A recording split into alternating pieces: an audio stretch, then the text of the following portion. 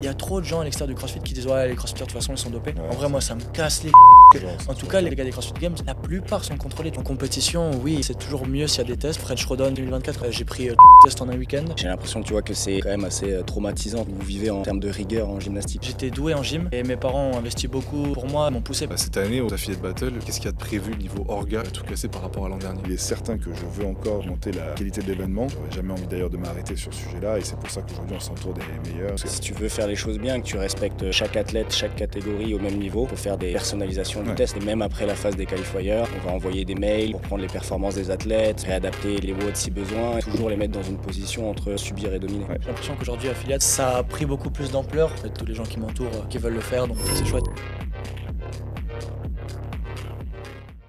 On a eu beaucoup de chance que Pablo soit accepté là. C'est incroyable. Si ça pouvait donner des exemples pour la suite. En fait, ils essaient de créer un centre omnisport, un peu comme Barcelone.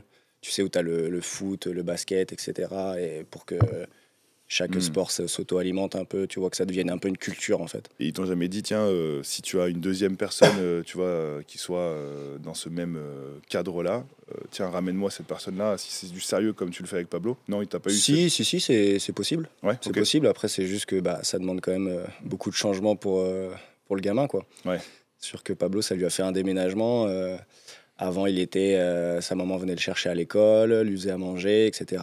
Là, il se retrouve, des fois, s'il fait double entraînement, même s'il a juste école l'après-midi, le matin, il a 50 minutes de trottinette. Ouais. Pour aller faire de trottinette, c'est ouais, incroyable de dire ça. 25-25. Parce qu'en fait, il est à égale distance entre la salle et du coup son école. Et après, le soir, pareil. Donc là, tu vois, c'est pour ça qu'on essaye de trouver un intervenant extérieur qui viendrait lui faire cours directement au Viking HQ. Okay. Comme ça lui enlèverait les déplacements, en fait. Il vient le matin, il reste et voilà. Okay. Et après, de temps en temps, c'est moi qui les amène à CrossFit Black Wings. Okay. Et puis voilà. Mais ouais, ça fait beaucoup de changements quand même pour lui. Il faut qu'il se fasse tous ses repas, tout ça, tu vois. Donc limite, je lui mets dans la programmation. Le jeudi, tu dois faire tes repas jusqu'au dimanche, batch cooking, et le dimanche jusqu'au jeudi, tu vois. Et après, il est encadré aussi par Kenneth, mais c'est sûr que tu dois te déplacer tout seul dans le froid. Tu vis ton premier hiver tout seul à 16 ans. Ouais. Oui, bien sûr que tu vois, ça fait beaucoup de changements, quoi. Toi, Victor, t'aurais aimé avoir un truc comme ça? Ouais. Bon après, en fait ce qu'il y a c'est que là quand il explique la situation, je me rends compte que c'est déjà super par rapport à l'école, mais il y a quand même encore beaucoup de changements extérieurs, des paramètres comme rien que la bouffe, c'est une galère quand t'es jeune. Moi en vrai j'ai 21 ans, mais encore ça ma mère elle me le fait tous les jours.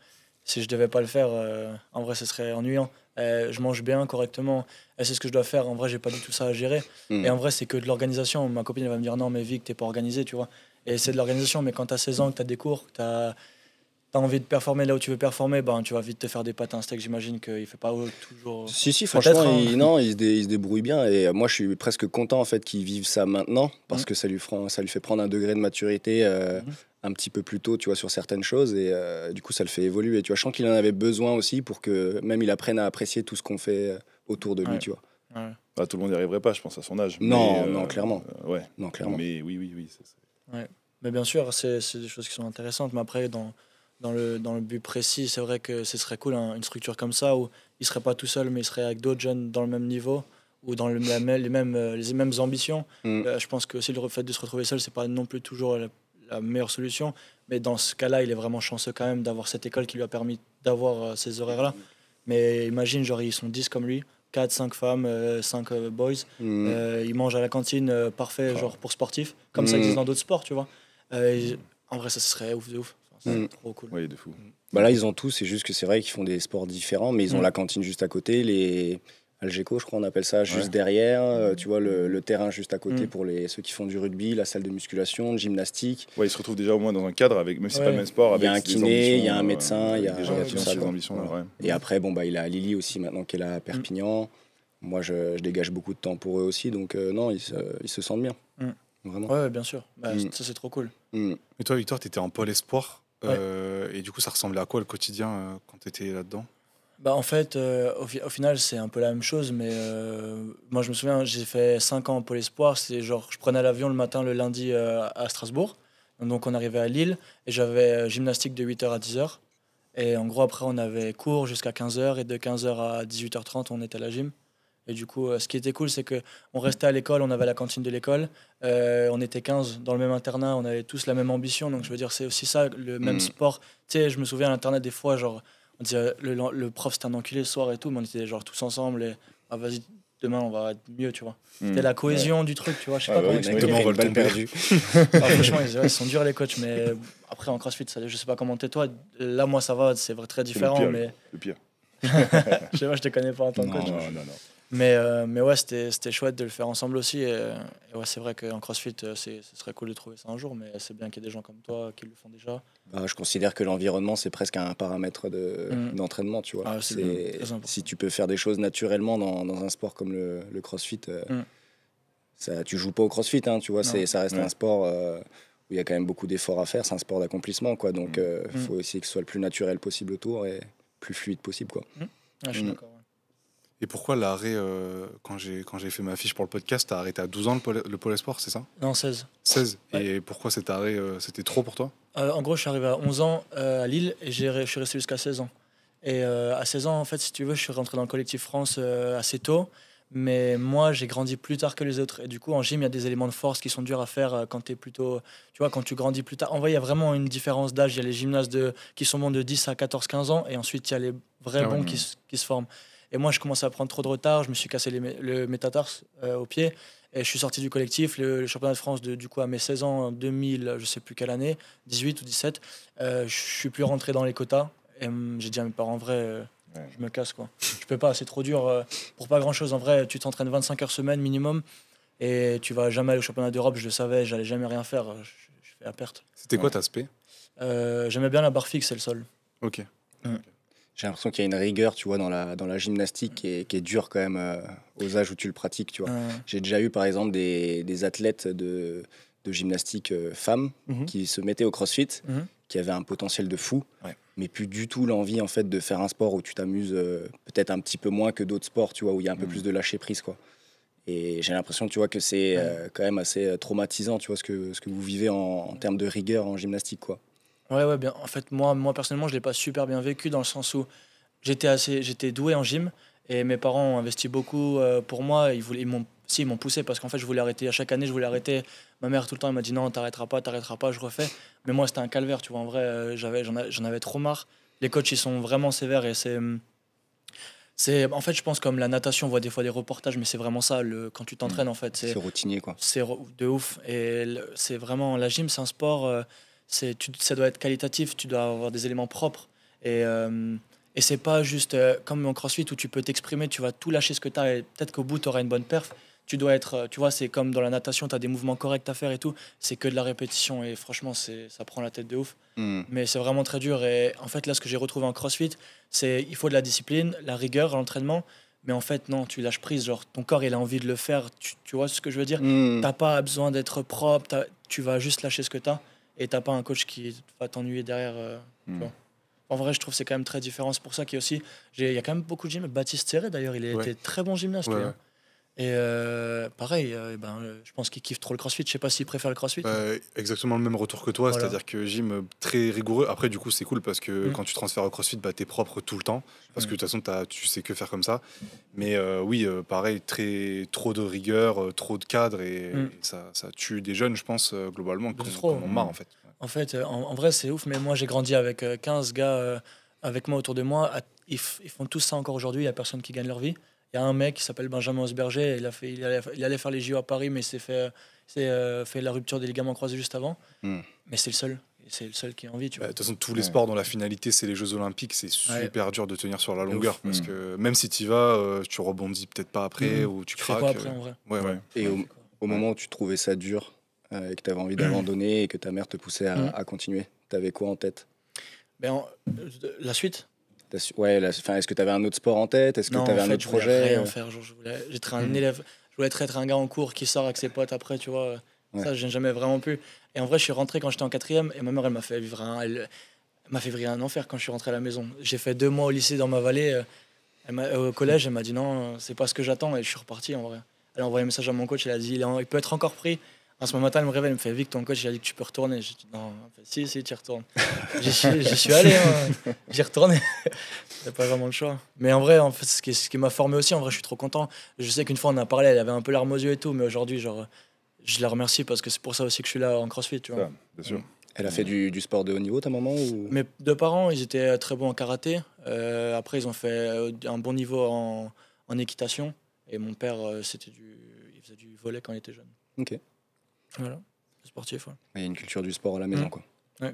Et en gros, quand t'es tombé dans la gym, c'était ton choix de base? Non, même pas. En fait, ma soeur, elle a commencé. C'était ma mère. Elle m'a mis sur les Oh, mains, la elle me pauvre. pendait par les pieds. Elle va pas écouter le podcast.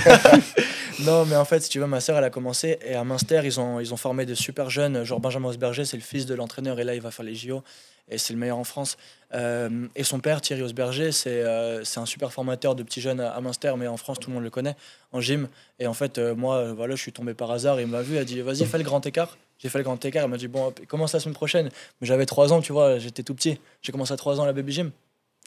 Et donc, en fait, c'est commencé comme ça, tu vois. Parce qu'à 3 ans, il t'a fait faire un grand écart comme Bah, ça. en gros, il m'a regardé, il m'a mis avec les autres bébés là, qui faisaient de la gym, et il a dit ok, il a des qualités, let's go.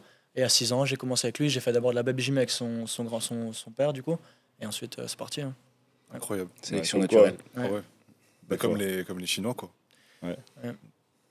Non, mais Parce qu'il t'aurait dit vas-y, saute, bah, tu feras du basket. Ça aurait pu être deux choses complètement différentes. si tu avais le choix maintenant que tu vois, tu sais, quand tu vois tous les parcours de crossfitters, tu t'en vois plein qui viennent de l'haltéro, de l'athlétisme, de sport d'endurance et tout. Si tu avais le choix, tu aurais pris un autre sport? Ouais, c'est une bonne question. Je pense qu'un sport d'endurance mélangé à la gym, ça aurait été cool, tu vois, Genre de la d'être course. un bon gymnaste et endurant en même temps. Parce qu'en gym, on n'est pas très endurant en général. C'est pas les sports d'endurance. Il y en a qui sont bons. Il y a des petits jeunes qui se démarquent assez bien en endurance quand tu les vois gymnastes, mais t'avais pas besoin de ça pour être fort. Et je pense, ouais, genre un truc d'endurance, j'en sais rien, tu vois, de la natation ou même du rameur indoor, tu viens avec des bonnes qualités, je pense. Ouais.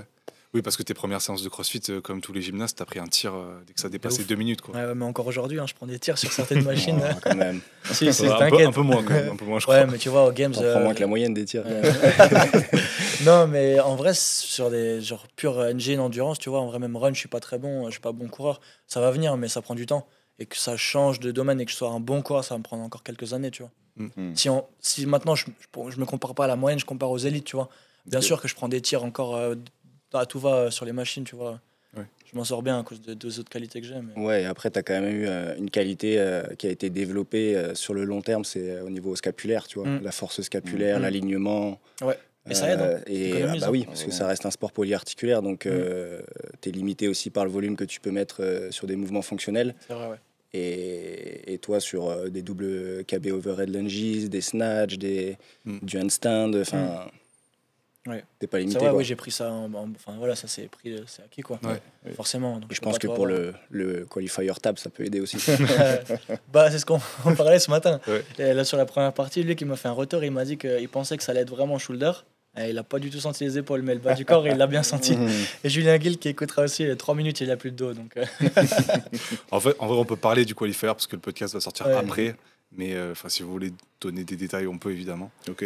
Et quand tu as attaqué le CrossFit, tu t'es direct dit, moi j'avais une grande question, tu m'as dit que tu as commencé en 2019. Ouais. Quand tu as attaqué, tu t'es direct dit, ok, ça c'est ma nouvelle gym, genre je vais aussi me dédier à fond là-dedans, ou c'était un truc, tu t'es dit, je vais explorer et on va voir où ça m'amène? ouais, je pense que. En fait, ce qu'il y a, c'est que mes parents m'ont toujours dit bon, t'arrêtes la gym, mais tu dois trouver un autre truc à faire. T'es obligé. Non, mais voilà. Et driver, hein. Ils avaient juste peur que tu vois, je devienne un petit con à rien faire, à être en cours et à pas faire grand chose à côté, tu vois. Et du coup, en fait, si tu veux, on est arrivé et déjà, on a vu Luc et Isa, ils ont dit ok, Victor, il va prendre des cours particuliers avec vous. Le but, c'est qu'un jour, il fasse de la compète. Donc, déjà, Donc je suis t'as arrivé. pas fait des WOD. Ok. T'es arrivé, t'as fait direct du particulier. Ouais, j'ai fait quelques WOD, mais vraiment avant, ça m'intéressait pas trop. Puis ensuite, on a dit ok, on essaie du particulier. Donc, c'est vraiment par là que j'ai commencé. Ah, ok. Cash particulier, j'ai fait pris un carnet de 10 séances. Et ensuite, il m'a dit ok, on fait Mjolnir, je t'accompagne dedans, ton compte. Donc voilà, ça commence comme ça. Ok. Et après, du coup, on est passé à 1 séance par jour, 2 séances par jour, 3 séances par jour. Ben ouais, en fait, au début, je m'en foutais un peu. En fait, je m'entraînais, ça m'a pris au jeu. Il y avait aussi Willy à ce moment-là qui s'entraînait à Grilled. Et du coup, moi, je regardais un peu sur les réseaux, c'est qui Willy? Ah ouais, le truc de ouf et tout. En fait, donc tu vois, après, moi, j'étais là, j'essayais d'impressionner. Je me suis dit, ok, j'ai des qualités en gym. Et en fait, tu vois, au fur et à mesure, tu te prends au jeu. Mais en vrai, ça m'a mis une belle année quand même. Je veux dire, en vrai, sur une année, j'étais dans le truc, mais tu vois, je sais pas si vous vous souvenez, il y avait une compétition, ça s'appelait les Fitness Championship. Ouais. J'ai essayé de me qualifier en scale, je crois, et genre je fais 75e sur 90 inscrits. Et donc tu vois, fallait pas lâcher là. C'était chaud. Fallait pas lâcher là. Là, sa mère, elle a dit. Non, mais bien sûr, après je dis ok, en vrai, il y a beaucoup à faire, tu vois, mais en gym, il y avait toujours des petits trucs qui me permettaient d'être bon, même à côté de Luc dès le début. J'arrivais à faire des trucs, moi ça me faisait kiffer, tu vois. Et au final, après, c'est venu dans tous les domaines, avec le temps, tu vois. Mais t'en as pas rêvé tout de suite. Non. C'est venu. C'est venu en mangeant, quoi. Une belle année quand même. Et après, j'étais vraiment dans le truc, mais genre après, trop dans le truc, quoi. Ouais, déterminé, mais plus. Ouais. Et le CrossFit, c'est vraiment que du mental en réalité. Tu penses que ce que tu as eu en gym, l'approche mentale vraiment très dure, avec des coachs très durs et des compétitions très dures, ça t'a aidé ou c'est un truc que tu as travaillé le mental récemment quand tu as débuté en 2019 ? Non, en fait, ce qu'il y a, c'est que... comment expliquer ? En fait, je pense qu'il y a des fois où je me suis déçu moi-même. Et j'étais là, non, en vrai, je peux pas arrêter là, ou je peux pas faire ça, ou c'est pas acceptable. Et je me suis dit, en vrai, j'ai pas fait tout ce que j'ai fait quand j'étais jeune pour finir comme ça. Ça m'est souvent arrivé de me dire... Putain, en vrai, là, j'aurais eu le coach je me souviens bien de sa tête, et tu vois, c'est resté ancré. Je me suis dit, il m'aurait pas laissé, tu vois. C'est con, mais même les rogues, il y a des anecdotes comme ça. Je me suis un peu trompé sur les standards. En vrai, la pauvre, encore une fois, 20h, et tu vois, lundi soir, avant la fermeture des scores, on avait encore 3h. Ma mère, elle me fait, ouais, t'as sauté de la corde, t'as pas le droit, tu retournes à la salle. Du coup, je suis arrivé à 20h, et c'est de nouveau ma mère qui m'a poussé. Mais toujours des moments comme ça où je me suis dit, ok, je l'ai fait quand j'étais jeune, je peux le refaire maintenant. Et ça, c'est plutôt ce qui me suit encore aujourd'hui.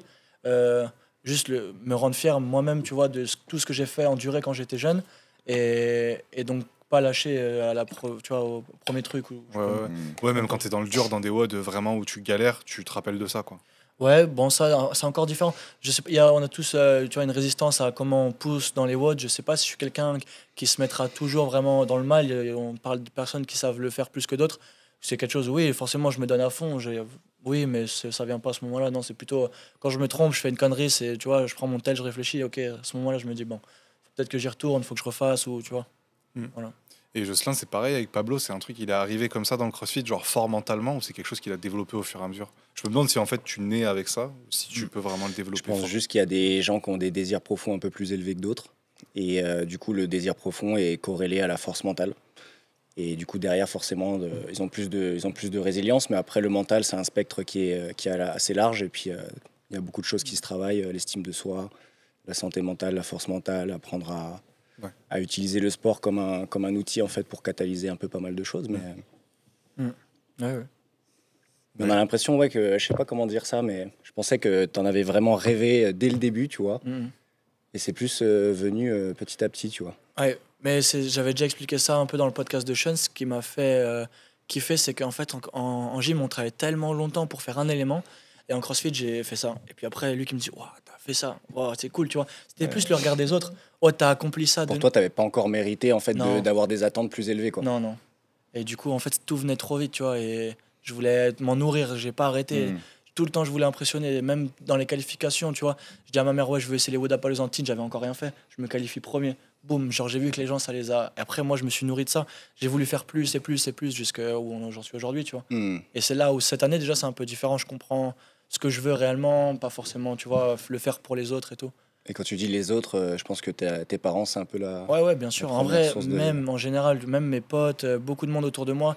Genre, en gym, j'étais souvent pas le meilleur. Et il y avait des gens, genre, bien meilleurs que moi. Mais là, en fait, j'ai eu l'impression que je pouvais être la personne que tout le monde regardait, tu vois. Et en vrai, ça t'aide d'un point, mais il faut pas non plus se perdre dans ça, quoi. Ouais. Moi, j'ai une image qui me vient en tête là quand tu dis ça, c'est quand tu gagnes l'Event 4 là, au semi avec le handstand walk. Il y a tes potes sur le côté, il y a Julien qui est en pleurs, je crois. Je sais plus si c'est lui ou quelqu'un d'autre. Moi, franchement, je l'ai vu. En fait, ça s'est affiché à l'écran et je l'ai vu d'en haut. Et ça m'a foutu les larmes aux yeux aussi parce que c'était trop beau de les voir tous torse nu avec les tambours et tout. Là, c'était n'importe quoi. J'étais dans le public à ce moment-là et c'est extrêmement incroyable. Après, tout ton nom et tout, c'était vraiment un des meilleurs moments. Et bravo pour leur gars de ça parce que vraiment, c'était fou. La perf, tout, à ce moment-là, il était incroyable. J'ai une question. Est-ce qu'au semi, tu avais demandé au DJ de mettre du PNL?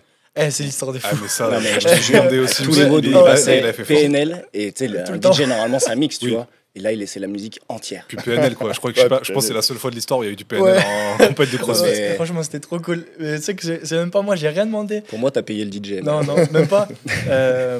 Steven, mon coach, et dis-toi que Steven, il parle pas en français du tout. Genre, il dit à Maya, qui était avec moi dans la zone d'échauffement, genre j'allais pas bien, il me dit qu'est-ce que je pourrais lui mettre sur le floor qui sente à la maison. Et moi il a dit ouais, mais lui du PNL. Steven il va voir le DJ sur le côté qui était juste avant l'entrée et il dit tu peux mettre celle-là de PNL. Genre moi je l'ai pas entendu, tu vois. Et je pars sur le floor et il y a Rebenga de PNL. J'étais mais c'est quoi cette dinguerie. Moi je l'entendais, j'étais incroyable, c'était fou. Ah ouais, c'est fort. Franchement, c'est fort. Je vais derrière, je vais en zone d'échauffement et Jules Castor il me dit gros t'as laissé ton tel branché au Bluetooth. J'ai fait non c'est pas moi. Ouais, c'était cool. Quand tu fais le record du monde du coup sur les 24, j'ai regardé, tu le savais à l'avance que t'allais tout tuer? Mais en fait, je suis même pas sûr. J'ai le record du monde. Cole Greshaber, il a pas fait mieux. J'ai regardé, t'as le record du monde. Ok. Voilà, c'est dit. C'est dit, c'est officiel. Bah en fait, si tu veux, déjà, non, je savais pas parce que je l'ai fait à l'entraînement et je l'ai super bien fait. Mais Cole Greshaber, ce gars-là, déjà, Steven, il m'envoie, il me dit, il a fait 15 secondes de mieux que toi. Je me dis, wow, j'ai ramé vraiment comme un porc pendant l'entraînement. T'étais à combien au rameur à peu près? C'était 400, 600, 800, il me semble. Ouais. Je crois, ouais. Ouais, j'ai la vidéo sur YouTube, j'ai regardé encore la dernière fois, je commence à une 42, le deuxième je suis à une 38 et le troisième je suis genre à une 36 de moyenne. Ah ouais. Genre j'y suis allé, tu vois. Et au semi, bien plus lent. Et en fait, au semi, ce qui a changé, c'est que j'ai posé la rame, je courais sur les mains et je revenais, en fait, j'étais oxy, tu vois. Et du coup, j'étais à une 42 de moyenne au semi, une 41. Et la fin, j'ai poussé le 800 mètres. Quand je prends les rames le premier, je me suis rappelé qu'il y a encore des gens qui viennent derrière. Et j'ai accéléré la cadence, une 39, une 40.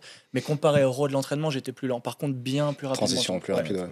En fait, la transition, si tu l'as fait en 3 secondes, tu mais gagnes. laisse tomber, le rameur, il vaut rien à côté. C'est ça, bien sûr. Et ça, c'est toujours pareil. Quand tu as un peu de rameur et d'autres trucs, surtout gym, mais en fait, tu as tellement plus à perdre sur le rameur que sur la gym. Et quand j'ai gagné le WOD, en fait, je ne savais pas, mais du coup, je finis, je sais que je gagne le hit. Et déjà, c'était important pour moi parce que c'était un point un peu tournant de la compétition. Et en fait, je me sentais que je devais gagner ce WOD si déjà je voulais prendre des points, un deuxième, troisième. Un ascendant mental aussi. Ouais. Ça change beaucoup. Hein. Et en fait, si tu veux, je suis en zone d'échauffe. Et là, je suis avec Lucas Heuse et Steven, et je suis sur le bike. Et il me dit, il regarde mes temps et il sait qu'il est exactement en même temps que moi. Et quand il passe sur les mains, quand il commence son dernier handstand walk, il est exactement la même seconde que moi sur les mains. Mais il a tenté une pirouette. Oh non. Si, il a tenté un demi-tour qu'il a raté, ouais. Ah ouais. Et en fait, si tu veux, la dernière ligne, bah forcément, j'ai dû un peu marcher plus vite que lui, du coup, je prends 4 secondes, je crois. Mais au moment où il part sur les mains, j'étais pas serein. Et en vrai, impressionnant, trop fort, quoi. Ouais. Ouais, non, mais c'était ultra impressionnant. Moi, je me demande toujours, quand t'es dans le stade, quand t'es au milieu, est-ce que tu sens que tout le monde. Est-ce que tu entends déjà? Est-ce que tu sens que vraiment. Je te jure que le stade était pour toi. Il n'y avait que toi sur le floor. Sur ce WOD et même sur d'autres, parce qu'il y avait une majorité de Français quand même. Et c'était vraiment impressionnant. Et ce que je te disais tout à l'heure par rapport au Wodapalooza, c'est que vraiment, Wodapalooza, tu combinais les 3 stades en un stade, tu mettais l'ambiance la plus folle. C'était pas la moitié de ce qu'il y avait au semi. Carrément, ouais. Enfin, après, c'est des Américains, ils sont pas pareils dans le déroulé du show. Ils l'ont dit, je crois, globalement, ça a été le semi où il y a eu le plus de... Ouais. Même après, on a eu des retours de Bouzman, il a dit que semi en France, il n'a pas compris ce qui s'est passé. On avait l'impression on avait tous un fil sous les pieds qui allait directement sous tes pieds à toi. C'était un truc de fou. Ouais, c'était trop cool. Et ça, du coup, tu le ressens quand tu es sur le floor, ça t'aide? Ouais, bah en fait c'est simple. À chaque mouvement que je faisais, j'entendais des gens. C'est-à-dire que je posais la palle du rameur, j'allais sur une salon et j'ai entendu Wouah et je fais, ils sont avec moi en fait. Et pareil, tu vois, je cours, je me remets sur le rameur, t'entends, les gens ils sont trop contents parce que je suis le premier sur le rameur. Ouais. Et après, du public, ouais, c'était ouf. Le stade soulève. Je crois que les autres athlètes ont vu que la France, on était des chauvins, quoi. Je crois que c'est très clair. Même le DJ. Pas Non, franchement, c'était ouf. Et tu t'es senti comment le vendredi soir quand t'es sorti du WOD Run, Clean and Jerk? Ah ouais, le vendredi soir, ça s'est trop mal passé. Déjà, moi, je suis arrivé vraiment serein aux semi-finales. J'avais fait ma prépa, je pense, la meilleure prépa que je peux faire pour les semi-finales. Mais j'ai eu en fait, j'ai mis trop d'émotions dans ce truc. J'ai perdu un peu les pédales pendant le début. Et en fait, si tu veux, je m'en suis rendu compte quand je m'échauffe, Run, Clean and Jerk, et j'entends les gens qui commencent à crier Victor, Offer, ils sont dans les tribunes, et moi, je suis derrière le rideau, et je dis à Steven, ok, faut que je sorte, je me sens pas bien, et je vais vomir dehors. Et il me dit, tu me fais jamais ça, en fait, c'est quoi ce que tu me fais là? Trop fou. Et je dis, je sais pas, je suis bizarre. Franchement, je le sentais pas. Et en fait, si tu veux, je pense que c'est toutes les émotions, tu vois, qui ont pété au moment où j'ai vu qu'il y avait vraiment les gens qui m'attendaient là, tu vois, devoir prouver et d'être plus le outsider, mais d'être attendu un peu comme quelqu'un qui va devoir faire les choses. C'est sûr que je trouve que c'est dur, tu vois, j'ai l'impression que les gens, des fois, soit ils t'adorent, soit ils te critiquent, il n'y a pas de... Il n'y a pas de juste milieu, tu vois. J'ai l'impression que moi, j'entendais des choses, il va jamais se qualifier. T'as vu, apparemment, il s'était entraîné sur le run. Au final, ça n'a toujours pas payé depuis les ROI, etc. Je dis, mais comment les gens ils peuvent manquer de discernement comme ça, tu vois? Puis même, comment tu peux souhaiter. C'est un athlète, c'est un humain, il est jeune et on le sait qu'il est fort, tu vois. Est-ce que ça payera ou pas? On va voir, tu vois. Mais tu vois, même les gens, ils se rendent pas compte combien de temps ça prend d'être bon runner, tu vois. Bien sûr. Et en vrai, c'est quelque chose qui m'a frustré parce qu'en vrai, du run, j'en ai bouffé entre les rogues et cette compète. Mais il faut savoir un truc, c'est que moi, le run, j'avais. Le talon, ça allait, mais on a fait énormément de air runner parce que Ouais, quand le c'est pas rogue, pareil, ouais. ils ont annoncé rogue air runner, on s'est dit, ça va tomber. Hmm. Et j'ai fait je sais pas combien de bornes sur ce rogue. Et en fait, si tu veux, ce watch, je l'ai essayé à l'entraînement avec le rogue air runner. Et avec Enrico, on a échangé, avec Koski, on a échangé. Et j'ai fait un super bon temps sur le air Ouais, runner. ouais. Et quand ils ont annoncé que c'était une lapse en extérieur, Steven il est venu à CrossFit Grillen, on l'a essayé, j'étais nul. J'étais nul. C'était pas impacté pareil au Non. niveau cardio, quoi. Je sais que je courais avec ma montre, je courais à 12-5 sur le rogue tout le long. Dehors, j'étais mort. Impossible. Et j'ai dit, ça va mal se passer. Je le sentais en fait, tu vois, je l'ai dit, je sais pas courir dehors. J'avais mal au dos. Et du coup, déjà, je le savais. Donc quand je suis arrivé au semi, je sais que fallait que je casse ce WOD, fallait qu'il se passe et que j'arrive où j'arrive, mais peu importe. De toute façon, après, ça va aller. Hmm. Mais en fait, c'est ça que ça m'a fait stresser de ouf, tu vois. Et en fait, je me suis senti trop mal au début des semis. Mais bon, après, bon, ça, j'ai déjà expliqué pas mal de fois. Après, ça s'est bien passé, on connaît la suite, tu vois. Mais ouais, c'était vraiment le premier WOD qui m'a. Parce que c'était beaucoup de travail, en fait. Mais au final, tu vois. Ouais, puis tu sais que tous les yeux sont rivés sur toi, tout le monde attend ton premier score, et si ton premier score il est pas à la hauteur, Ça parle en fait, beaucoup, ouais, hein. c'est direct, ça parle et c'était c'est fou, mort. ouais. Ça parle beaucoup, le premier score, c'est vrai, parce que tout le monde retient ça. Mais Uldis, Lucas Vougnac et Colin, c'est les top 3 là, sur le run, ils sont pas qualifiés. Et ces mecs, ils ont impressionné tout le monde au début, tu vois. Mais en vrai, c'est une compète, c'est 6 watts, c'était 6 watts. Ouais, bien sûr. Ouais, c'est ça. Voilà. Et une fois, j'avais écouté Patrick Wendler dans un podcast qui disait que lui, tout le monde l'attendait au tournant quand il y avait de la gym et du deadlift, et du coup, ça lui mettait une pression de ouf quand il y avait de la gym et du deadlift. Est-ce que toi, ça fait pareil, ou ça fait l'effet inverse, ça te booste au contraire quand tu sais qu'il y a tes forces? Ouais, c'est une bonne question. En vrai, je sais que oui, bien sûr, je suis très stressé quand il y a des événements gym parce que j'ai l'impression que je dois prouver. Mais en même temps, pour l'instant, ça a jamais été négatif pour moi. Ça a rarement arrivé que je me faille sur du handstand ou des trucs comme ça. Plutôt l'inverse, quand il y a des weaknesses et que j'ai l'impression que je dois prouver que j'ai travaillé dessus parce que j'ai travaillé dessus, je dois me prouver à moi-même, tu vois. Ça se passe souvent pas comme j'ai envie. Donc c'est plutôt l'inverse pour moi. C'était quoi le WOD le plus difficile de ta vie? Euh, Que ce soit training ou compétition, vraiment celui dont tu te rappelles. Bon, en vrai, je me rappelle bien des WOD. En fait, si tu veux, les Rogues, ils ont mis un WOD de qualif, il était horrible. C'était genre des sandbag clean, des dumbbell box step up, du rameur. Et en fait, j'ai fait que des super WOD, vraiment que des bons WOD depuis le départ. Et celui-là, fallait que je le fasse. J'ai entendu le score de Guillaume, ça me paraissait déjà très fort. Et en fait, ouais, je me suis effondré pendant le WOD. J'avais ma ceinture, mes lombaires, ils ont explosé. J'avais plus rien, franchement. Et ce WOD, il était horrible. J'avais même les larmes aux yeux pendant le WOD, ça m'est jamais arrivé. C'était horrible, franchement, j'avais plus rien. Et on pourra retrouver le WOD pour les qualifs des Rogues de 2024 peut-être 23. Mais le WOD il était dégueulasse, franchement, genre, dégueulasse. Ouais. Il y avait 2 fois 30 cents de back clean à 70, 50 box step up d'une traite, tu vois, enfin c'était vraiment dur. Pourtant, t'aimes bien les box step up, non? Ça va. En vrai, c'est un mouvement où je pense que je suis pas mauvais, mais j'en fais beaucoup à l'entraînement. Je sais qu'on en a parlé ce matin, mais j'essaie de réduire beaucoup les squats. Je fais beaucoup plus de legs endurance pour mon talon, et c'est un mouvement que j'ai beaucoup incorporé ces derniers mois. Donc, Ouais. Et vous, les gars, le plus dur de votre vie? Vous en rappelez? Je m'en rappelle, moi c'était à CrossFit Nîmes et je crois que c'était un enchaînement, alors je vais te dire ça, mais c'était assez basique, tu vois, mais espèce d'enchaînement où c'était le WOD en lui-même, je crois qu'aujourd'hui je le vivrais beaucoup mieux, mais il y avait une espèce tu sais, on était avec tous les copains, mais je crois qu'on s'était monté la tête avant. Et en fait, personne n'a voulu lâcher. Il y avait du rameur, des wall balls, du squat lourd. Et en fait, c'était juste ce côté, ça reprend un peu ce que tu disais quand des fois tu veux pas lâcher ou que tu as des gens. Et il y avait des adhérents qui arrivaient, tu sais, petit à petit dans la salle. Tu veux faire le mec, tu vois.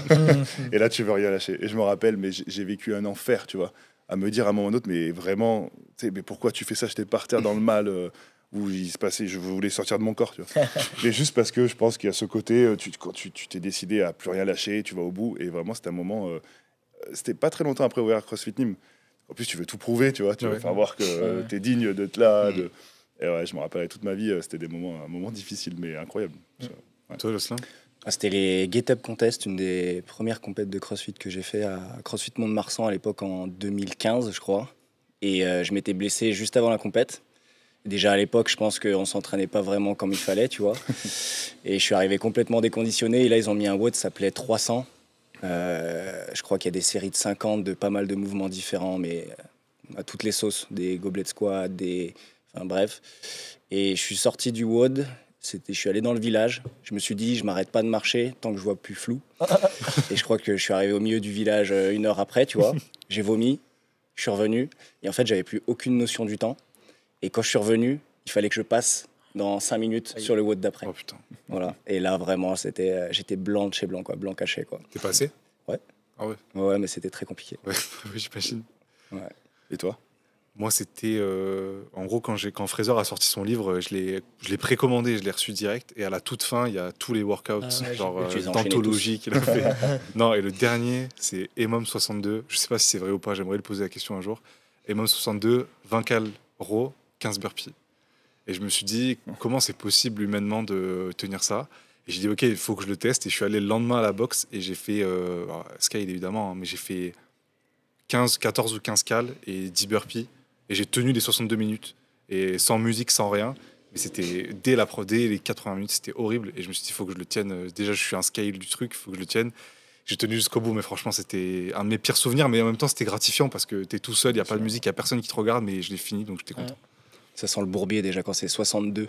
Ouais, tu vois, pourquoi ça veut 62? dire qu'il y a une progression, tu vois. Ça veut dire qu'il est peut-être parti à 48 et il allait jusqu'à 62 sur les semaines. C'est des trucs de fou. Je sais pas si tu l'as lu. Ça, j'avais pas vu, mais ça me paraît énorme, ouais. 62 minutes, putain. Ouais, mais après, il y a des trucs dans le livre, il y a des trucs bizarres parce que des fois, il y avait des workouts, il y avait 300 GHD. Peut-être qu'il y avait des typos, tu vois, vu que c'est pas lui, à mon avis, qui a fini la rédaction. Si c'est un autre gars et vu qu'il connaît pas le CrossFit, pour lui, autant il a mis des choses. Ouais. Toi, tu t'en as pas un en tête qui te vient? Il avait fait un truc, c'était choquant, c'était Caleco Bike GHD. Oui. Ah oui, 22, un truc. Ouais, c'était ça. Ouais. Tout le monde en a parlé quand il a posté, genre, il y a eu 500 renvoie. Genre, ah ouais, on comprend pourquoi. Mais genre, il avait mis un truc de fou. Je voulais juste une fois voir à l'entraînement, juste pour voir une minute. Je me suis dit, jamais ça passera genre 5-6 fois, tu vois. Mais c'était il y a longtemps déjà. Oui. Et ça m'avait choqué déjà. Mais ouais, il fait des trucs de ouf. Après voir si c'est vrai ou pas. Hein. Oui. Et toi, t'en as un qui te vient en tête pour toi? Un WOD dur? Ouais. Ou un EMOM, c'est vraiment que t'as dû faire en mode à la fin d'une progression très très difficile? Non, j'ai pas d'exemple. Je fais souvent des WOD durs. Hein, mais... Ouais. Là, j'ai jamais fait un Macho Man ou quelque chose comme ça, tu sais, EMOM 20 minutes avec 3 power clean, 3 front squat, 3 jerk, qui se faisaient des fois un peu plus lourd même. Bah, franchement, une fois, on avait fait un WOD avec Eric Weightlifting 101 là, et il nous avait mis un WOD, c'était horrible. C'était genre, j'ai peur de dire la merde, mais c'était 83 kilos, c'était 10 à 1, 19-8, donc jusqu'à 1, power snatch, overhead squat, et burpees over bar, et c'était unbroken les overhead. Donc tu devais faire 10 power snatch à 83, 10 overhead unbroken, 10 burpees over, 9. Et en fait, on avait tous les poignets, défoncés parce que tant d'overhead squat, c'était horrible. Et ce WOD, je sais que j'avais les mains ouvertes, je saignais. Enfin, franchement, quand tu fais autant de power snatch, déjà, autant d'overhead unbroken dans une séance, des fois, il y a des WOD assez un peu fous, mais c'est cool. Et là, actuellement, tu es coaché par Steven Fawcett. Alors, les gens connaissent peut-être pas ce nom, mais en réalité, c'est un des rares qui a fait les Games Indiv, Team et Master. Donc, c'est quand même beau comme parcours. Comment tu es arrivé, du coup, à être coaché par Steven? C'est Alain, tu as demandé à HVPO d'avoir un coach et ils t'ont dirigé vers Steven? Non, en fait, déjà, à la base, quand je me suis... Donc, Games nous a envoyé un message pour que je fasse la démo team. Et donc grâce à Lucie, on a eu des bons échanges. Ils nous ont confirmé. Quand on a vu ça, on a eu un échange avec Matt O'Keefe. Il nous a dit trop cool. Il avait un contact avec Lucie, trop cool pour Vic. Est-ce qu'il veut passer dans le Vermont pour faire la prépa avec Catherine, Jason et tout ça qui font la prépa. Et ensuite, au moins, il est prêt pour la démo team pour de vrai. Parce qu'en vrai, la démo team, c'est solide quand même. Oui, tu fais les WOD en fait. Ouais. Puis t'as là, les gens, ils te regardent, tu dois faire à fond comme si tu devais faire les games. Et en fait, du coup, on a dit oui, bien sûr. Donc, on est parti là-bas. Et en fait, Steven, en vrai, il y a des gens qui le connaissent pas, mais en France, on le connaît pas trop, mais il est quand même connu. Il a fait beaucoup de choses. Et en vrai, quand j'en parle à d'autres, des Anglais forcément, mais aux États-Unis, en général, les gens le connaissent quand même. C'est plus qu'il est dans du passé, tu vois. À l'époque, aujourd'hui, ça fait un moment qu'il est coach. Et donc, en fait, il était là-bas. Et en fait, je fais le training camp. Tout se passe bien. Et à la fin, il me coach. Et il me dit ce qu'il pense par rapport à comment je bouge dans le CrossFit, par rapport à mes problèmes de dos que j'avais à l'époque, mes périostites, et il me donne beaucoup de points de travail. Il m'avait dit c'est des points que j'aimerais bien voir avec toi plus profondément, tu vois. Tu rentres à la maison tranquillement, pareil, Matt Fraser m'avait dit rentre, te prends pas la tête sur la programmation, travaille avec ton coach. Quand tu à la maison, on en discute, mais en tout cas, on a eu le plaisir de t'avoir. On aimerait bien travailler avec toi. Et Steven s'occuperait de toi. Mais déjà, à la base, Steven, c'était quelqu'un qui regardait beaucoup ce que je faisais. Il était très intéressé par comment je bougeais. Et je pense qu'il avait déjà très envie de travailler avec moi. Et du coup, voilà, en fait. Ouais. C'est parti comme ça, le début. C'est pas trop dur d'avoir un coach qui parle pas sa langue? Bah non, en fait, je parle bien anglais quand même. Ouais. J'ai la chance d'avoir Maya, ma copine, qui parle anglais. Elle apprend le français vite. Mais je parle anglais tous les jours. Hein. Ouais. Donc non, ça me dérange pas. Oui, non, ça va. Et Fraser, c'était un de tes, je vais pas dire un de tes idoles, mais un de tes rôles modèles un petit peu quand tu as commencé le CrossFit. Ça fait quoi déjà de se retrouver chez lui, de bosser avec lui? C'était un objectif pour toi? Non, pas forcément de travailler avec lui.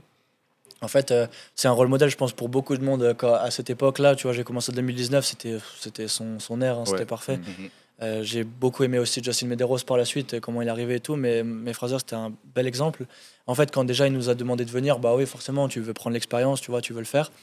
Et en fait, quand je l'ai rencontré, j'étais un peu stressé, mais il était tout normal, tu vois, il était chill. Et il m'a accueilli, il m'a dit bienvenue, tiens, prends un café. On s'est posé, on a regardé la salle, on regardait un peu ce qu'on allait faire et tout. Et après, je me suis dit, ouais, en vrai, chill de ouf, tu vois. Ouais. J'étais pas très intimidé, tu vois. Il y avait Jason Hopper, lui, il m'a déjà plus. Tu vois, c'est un mâle alpha, il est dans la salle et tout. J'ai eu plus du temps à m'habituer. Et c'est vrai. Hein. Et en vrai, lui, il me dérangeait pas du tout. Et j'étais là trop cool. Et tout ce que je faisais, il me disait, tu vois, moi, à l'époque, je faisais ça. Quand je faisais du bike, il m'expliquait un peu ses techniques, comment s'asseoir, ces trucs. Des petits trucs que tu as envie d'entendre. Bien sûr, de fou. Ouais. Je me rappelle, tu avais mis une story sur Roper, tu avais dit ce mec-là ne ressent pas la douleur et mais il a 3 poumons. En fait, on l'a fait. Non, mais sur les machines, je pense que les gens ne se rendent pas compte à quel point il est fort. Il a fait un test Rogue et le test c'était 1000 mètres ski, 1000 mètres rameur, 2000 mètres bike. Et en fait, si tu veux, il est fait deuxième du test. Un mec du Raw Indoor l'a battu, mais il tient des paces de monstre. Il tient, je crois, une 38 de moyenne. Ou même plus. Même on a fait le 20 minutes max watts bike, il a fait 426 watts. 426 watts. Non, c'est solide. Je sais pas si vous vous rendez compte, c'est énorme. Fraser, il faisait 340. Ouais. Son max. Il fait combien ça? Tu sais? Je pourrais pas te dire comme ça fait trop longtemps, mais Yel, je pense, c'est le genre de test qui peut être très fort aussi. Ouais. Mais je pense qu'il fait 360, 370. Et nous, on en avait parlé en Finlande. Koski, il a déjà fait genre 362. Ouais. Et il a déjà dit. Koski, c'était déjà une référence. Et c'était une référence. Ouais. Et en fait, il écoutera si peut-être, il a dit que c'était un menteur. C'est pas possible. Il fera jamais. Que Jason Hopper ne ferait jamais ça. Mais en gros, moi, il m'a montré son tel. Donc, tu vois, il prend la bike, il est là, il appuie. Tu vois sa moyenne en average. Ben oui, c'est ça, tu vois. Après, franchement, il n'y a personne en CrossFit qui fait ça. Hein, En fait, ils étaient 10, ils ont fait un relais. Chacun. Non, mais après, il a fait d'autres choses qui prouvent que, tu vois, genre. Il fait un 2 carreau en 6 minutes 08. Il l'a posté sur son. Oui. Est-ce que c'est 6-08? Non, moi je sais pas ce que c'est. Moi non plus. Il peut être en team américain, tu vois. Là, t'as un niveau. C'est n'importe quoi. C'est assez incroyable. Ouais. Moi, ce qui m'a impressionné là récemment aussi, c'est le triangle là de Yale, justement. Ça, abusé. Ouais. Et ça, par exemple, un Jason Hopper, il le tient à 24. Ah, c'est une bonne question. En fait, Jason, je pense qu'il est super fort. Ouais, peut-être qu'il le tient. Je sais pas, franchement, cette perf, elle était ouf par contre. 24 cal, c'est solide et fou. Ouais. Et toi, Mika, quand Fraser est venu en France, il est venu à CrossFit Nîmes. Il a fait une journée, c'est ça, entière? Ouais. Un petit séminaire. Ça s'est passé comment? Tu l'as senti cool, toi aussi? J'ai un peu la même, tu vois, le même retour que toi, Vic. Il était vraiment très abordable, très sympa. Je me rappelle, on avait pu même s'asseoir un moment, discuter, parce qu'il avait adoré la boxe de CrossFit Nîmes. Et il m'avait dit, mais putain, je pourrais même t'écrire pour te demander quelques infos, parce que ce que tu as fait, c'est parfait. Avec le restaurant, c'est ce que je veux aussi faire. Je m'en parlais tout le temps où on avait eu cet échange-là. Et presque on prenait des métrés ensemble pour me dire mais c'est ça que je veux faire chez moi, c'était fou. Et c'était vraiment un bon moment. Donc c'est un mec que je trouve qui avait un vrai respect, un vrai il était chill, il était vraiment je trouve qu'il était dans la quiétude, tu vois, il était on sent qu'il il s'était donné à fond dans son sport et qu'il a maintenant il s'était beaucoup mis dans sa bulle en fait et que maintenant il avait beaucoup envie de partager, tu vois. Ouais, tout à fait. Ouais. Je l'ai ressenti comme ça. Après il m'avait choqué parce qu'il avait dit qu'il prenait 10 000 calories par jour. Je te jure quand il a fait ses Day in the Life, Day of Eating, je te jure 10 000 calories jour. 10 000 calories jour. Il disait il buvait beaucoup, etc. Mais ça m'a choqué. Il raconte sur la zone 2, il faisait la course sur l'assaut runner là, et il disait toutes les 10 minutes, il avait une alarme où il mangeait un Snickers. Et il buvait de la Gatorade en même temps. Genre, il prenait les trucs de Gatorade, il pourquoi prenait il la fait ça poudre et il la versait directement dans de l'eau. Il prenait pas la vraie Gatorade, il la faisait lui-même pour qu'elle soit plus chargée. Ah oui, non, mais il y a des trucs. En fait, quand il est sorti du circuit, enfin, quand il a pris sa carrière, il a fait tous les podcasts possibles et imaginables et je les ai tous écoutés.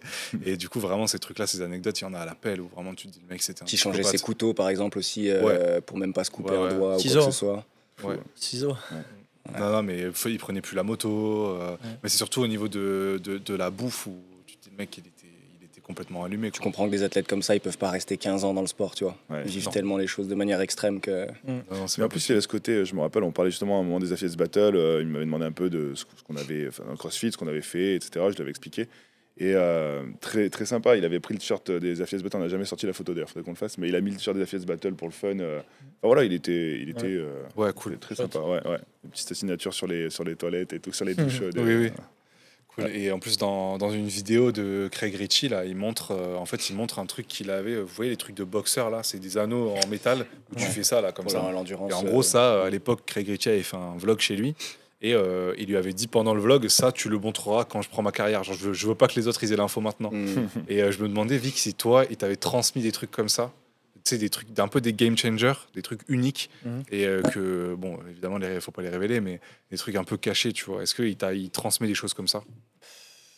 Pas forcément.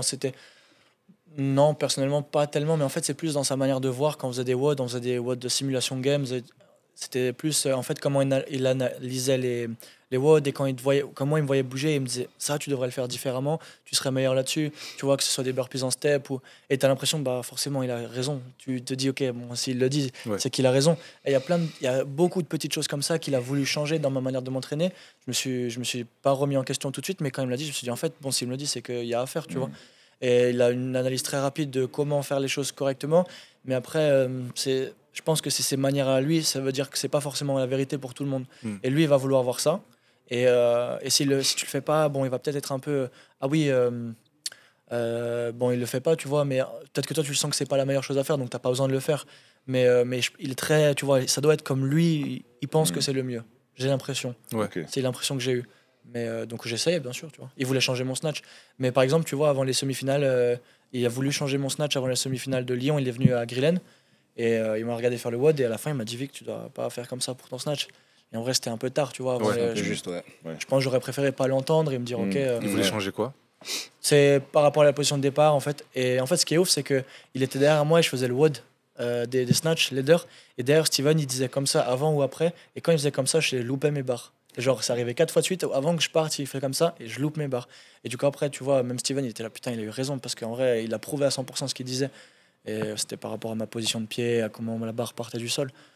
Après, quand il m'a demandé de le faire, ça me dérangeait un peu. C'était pas mon truc. Et du coup, c'est pas trop dur d'avoir des inputs un peu différents de chaque personne comme ça? Parce que j'imagine que quand tu fais les séminaires avec Eric, il te dit quelque chose. Puis quand tu rentres, Steven, peut-être, il te dit autre chose. Ouais, bien sûr. Après, on s'est mis d'accord. Eric, il demande à Steven s'il peut mettre ça en place avec moi. Steven dit ok sans me le dire. Eric me dit quoi faire. Et donc moi, j'écoute Eric pour l'haltéro et j'écoute Steven pour en général tout. Ok. Et ils se parlent beaucoup les deux. Donc Steven, il valide le contenu que tu vas faire en stage. Il doit valider d'abord. Ouais. Donc, il valide pas toujours tout.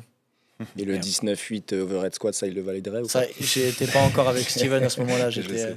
Parce que là, t'as failli perdre un poignet quand même. Ouais, beaucoup de monde a failli perdre des poignets. Et c'est marrant parce que moi, je me disais tout le temps que les athlètes de CrossFit en dehors, c'est un peu comme des équipes de foot rivales, tu vois, vous n'allez pas forcément faire des trucs ensemble et tout. Et pourtant, vous faites plein de séminaires, plein de training camps et tout. Comment tu gères ces relations avec les athlètes? Est-ce qu'il y a des vraies rivalités? J'ai vu là cet été, il y a eu Colton Mertens et Jason Hooper qui se sont un peu chambrés sur les réseaux, mais gentiment, mais c'était la première fois qu'il y avait vraiment des échanges comme ça.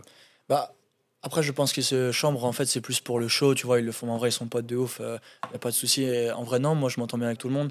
Et il y a des fois des petits camps et des gens qui aiment pas d'autres, mais en vrai, moi, ça me dérange pas. Quand on fait un training camp, tu vois, on est tous là à faire la même merde un peu.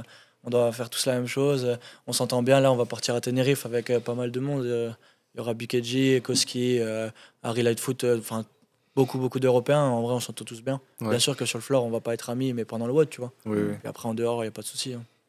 Et même en off, c'est pas trop dur quand tu te fais passer devant par plusieurs athlètes, tu te dis pas merde, là j'ai perdu quelque chose.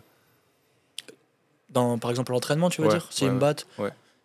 En vrai, à Tenerife, par exemple, l'année dernière, Koski nous a défoncé sur un chipper. On était tous là réunis, il nous a tués. Et en vrai, voilà, tu vois, respect, de ouf. Le mec, il venait de gagner les Open, on s'est dit, bon, il est dans la forme de sa life. Mais trop cool, tu vois, t'apprends aussi. Non, c'était pas frustrant. Tu sais le niveau qu'ils ont quand même. Oui. Et globalement, comment tu vis le rapport aux réseaux sociaux, dans le sens où tu suis déjà tous tes concurrents, tu les suis tous, Ouais. et ça te dérange pas de voir ce qu'ils font à l'entraînement, de voir quand ils font des PR, voir quand ils font des max?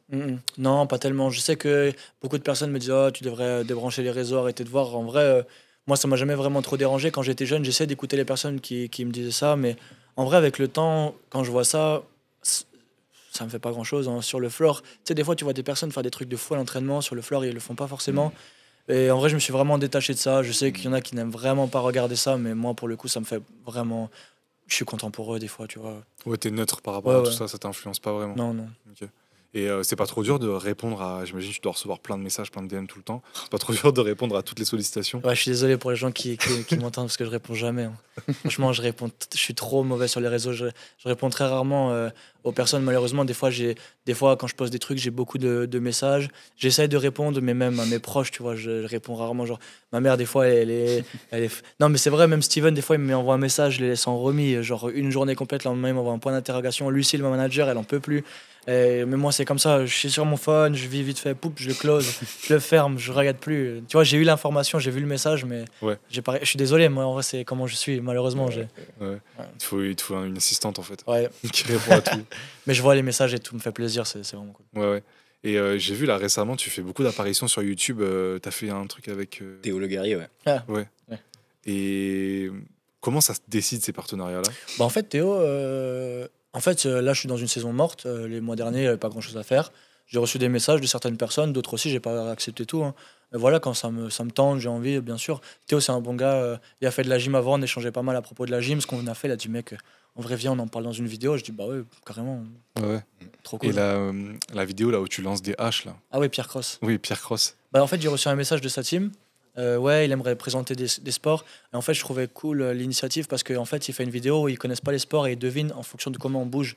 Et je me suis dit, trop cool, en vrai, on met le crossfit en valeur, il va falloir que j'y aille. Tu vois, si je le fais pas, peut-être qu'il y aura pas d'autres crossfitters qui le feront. Je me suis dit, bah, en vrai, c'est le moment de montrer un peu le crossfit, donc je l'ai fait avec plaisir. Tu vois, on était défrayés, enfin, pas de problème. Oui, ça se fait tranquille. Quoi. Ouais, bien sûr. Et bon, tu as la chance de faire partie des athlètes, la poignée d'athlètes qui vivent intégralement du sport en fait en France, enfin du crossfit. Oui. Est-ce que tu le vois comme une aide, genre on t'enlève de la pression des épaules parce que du coup tu dois pas bosser à côté, ou est-ce que c'est quand même une pression de genre du coup de compléter tous ces contrats et d'avoir des résultats quoi? Non, bah en fait, ce qu'il y a, c'est que ça ne me met pas une pression à l'entraînement en me disant oh, je suis un des seuls à être payé, je dois faire ça pour mes sponsors. C'est plus dans la gestion, il y a beaucoup de choses à rendre aussi pour ces sponsors qui nous. J'écoutais aussi le podcast avec Clément que tu as fait. Ouais. Donc j'écoutais un peu ce qu'il disait d'un point de vue sponsor aussi. Mais nous, ça dépend en fonction des sponsors. Il y a des fois beaucoup à rendre, enfin beaucoup entre guillemets, c'est ce qu'on doit faire, tu vois, pour l'argent qu'ils nous donnent. Et donc des fois on répond pas forcément à tout et donc faut faire attention. Ça c'est une partie qui est assez dure, c'est pourquoi j'essaie de m'entourer avec des personnes qui me donnent du contenu récemment, comme ça peut toujours plaire à tout le monde et pas que ça aille que dans un sens et après moi on me dit bon bah Vic désolé tu fais pas ton job correctement quoi. Mais ça me met pas un stress supplémentaire en me disant que je suis un des seuls. Justement je l'utilise, tu vois, c'est une chance, tant mieux. En fait c'est un truc, je sais pas pourquoi mais l'argent ça m'a pas rajouté aucun stress, tu vois, sur l'entraînement, j'y pense pas quand je fais des burpees, j'y pense pas quand je fais de l'écho. Tant mieux, en vrai, trop cool, mais j'y pense pas. Beaucoup de personnes me disent ouais, t'as de la chance, comment tu le sens, mais bon, c'est cool. Ouais. Bah oui. Ouais. C'est quoi les attentes globalement quand genre avec une marque comme Représente ou Strivey ou quoi, en soi qu'est-ce que tu dois compléter pour eux, tu vois? Juste tu te montres avec les vêtements et ça suffit par exemple? Bah oui, mais Strivey par exemple, c'est pas des vêtements, donc en fait, tu vois, je me dois de promouvoir correctement leur entreprise, d'en parler en bien. Bien sûr, moi, faut que, tu vois, quand je signe avec eux, faut que j'aime bien aussi le truc. Je vais pas signer avec des gens que j'aime pas. Donc forcément, ça va de soi. Donc en vrai, non, c'est toujours bien. On représente, tu vois, 247, je dois porter leurs vêtements. Je vais pas forcément parler d'autres marques, porter d'autres marques. Et ensuite, à des attentes des postes. Pas forcément que du résultat. Hein. Il y en a qui te suivent parce qu'ils aiment bien ta tête, ce que tu fais, et ils vont vouloir t'aider. Tes valeurs ou ce que tu dégages. C'est cool, moi j'aime bien l'idée. Donc en vrai, c'est cool qu'ils t'aient choisi, mais si un jour t'es pas champion, ils vont pas te dropper. Quand tu sais ça, c'est cool, tu vois. Il y a d'autres qui le font pas, donc c'est de bien t'entourer, c'est chouette. Oui, c'est sûr. En plus, c'était l'un des seuls à être sponsor de 4-7 en France ou même dans le monde, dans le CrossFit, je crois que. En CrossFit, ouais. Ouais, t'es l'un des rares. Et comment ça marche avec cette marque? Elle est relativement récente, mais elle fait beaucoup de bruit quand même, à droite à gauche. Je sais pas quand elle a été créée, c'était genre il y a 5 ans. Ouais. En fait, c'est une marque de luxe qui a commencé, ça s'appelle Représente. Oui. Et George Eaton, le honneur de Représente, il fait beaucoup de sport, il a commencé un peu par faire de l'aerox. Et il s'est bien entendu avec Hunter McIntyre. Ouais. Et donc ils ont dit, bon, on va faire des fringues courses et on va sponsoriser l'aerox. Donc en fait, ils ont commencé comme ça a super bien marché. Tu vois, Hunter, il a quand même une présence dans l'aerox. Ils ont commencé à avoir sa marque 247. Si tu vois en aerox, il y a beaucoup de 247. Mais tu vas en Angleterre, il n'y a que ça partout. Il se mit pas encore trop, mais je suis allé à Manchester 2 fois l'année dernière, mais c'est abusé le nombre de personnes qui ont ça. Et ça se développe très vite, donc c'est cool. Et lui, il a plutôt une vision dans le sens où tous les sports qu'il aime bien, il a la chance de pouvoir le faire, bah, tant mieux, il va sponsoriser une personne dans ce sport en espérant qu'il pique la bonne et qu'il aime bien la relation. Basta, pas plus, tu vois, c'est pour ça qu'il n'y en a pas forcément plus. Ouais, puis c'était cool parce que ça donne un aspect exclusif, quoi. T'es le seul avec qui porte Ouais, ça. je kiffe trop, tu vois, c'est un peu de chance, quoi. C'est vraiment cool. Et dans le podcast avec Sean, tu parlais pas mal des jeunes, comment les conseiller et comment comment ils doivent faire pour atteindre un petit peu ton niveau, avoir des partenaires et tout. Qu'est-ce que tu leur conseilles justement pour se lancer là dans le sport et arriver à vivre de ça? Ben, après, s'ils sont déjà dans le CrossFit, je vais pas les conseiller de se lancer dans le CrossFit. Enfin, ils y sont déjà. Donc, en fait, ce qu'il y a, c'est que je disais, il faut être authentique, tu vois. Mais j'ai l'impression qu'aujourd'hui, les marques aiment bien, en fait, quand tu es toi-même et tu montres ce que tu fais, tu vas pas forcément mentir sur tes... En fait, l'authenticité, je trouve, c'est quelque chose qui est très bien perçu en ce moment. En fait, quand tu regardes ce qui marche sur YouTube, c'est des personnes qui parlent de ce qu'ils font. Tu vois, on a envie de voir quand ça va pas, on a envie de voir quand ça va bien. Et ouais, voilà, ouais, voilà. C'est tout, être authentique, être naturel, quoi. Ouais, bien sûr, être soi-même, pas changer parce qu'il y a des caméras, je pense que c'est important. Puis les gens aiment bien voir ça, tu vois, l'aspect, j'ai l'impression, peut-être je me trompe. Ouais. Toi, comment tu gères avec Pablo, là, justement, ce côté réseau, sponsor, partenariat et tout, c'est un truc qui est difficile ou ça se fait plutôt naturellement avec lui? Bah, tu dépends forcément de ton réseau à toi aussi, tu vois, parce que c'est sûr que les partenaires, après, ils ont du mal à se projeter sur des jeunes, quoi. Parce qu'ils se rendent pas forcément compte des responsabilités que ça implique. Et que après, les réseaux sociaux, c'est un outil de travail aussi. Et du coup, moi, le conseil que j'ai à donner aux jeunes, c'est de s'entourer. Donc j'ai vu que vous le faisiez aussi, nous aussi, on a Garance qui est là pour donc respecter les contrats, l'aspect community manager. Et puis voilà. Donc après, si tu as un agent, si tu as une personne qui est là en tant que community manager, bah en fait, ça divise les responsabilités, ça enlève de la charge mentale à l'athlète et du coup, après, tout le monde est content, quoi. Oui. Oui, non, mais ça se fait bien.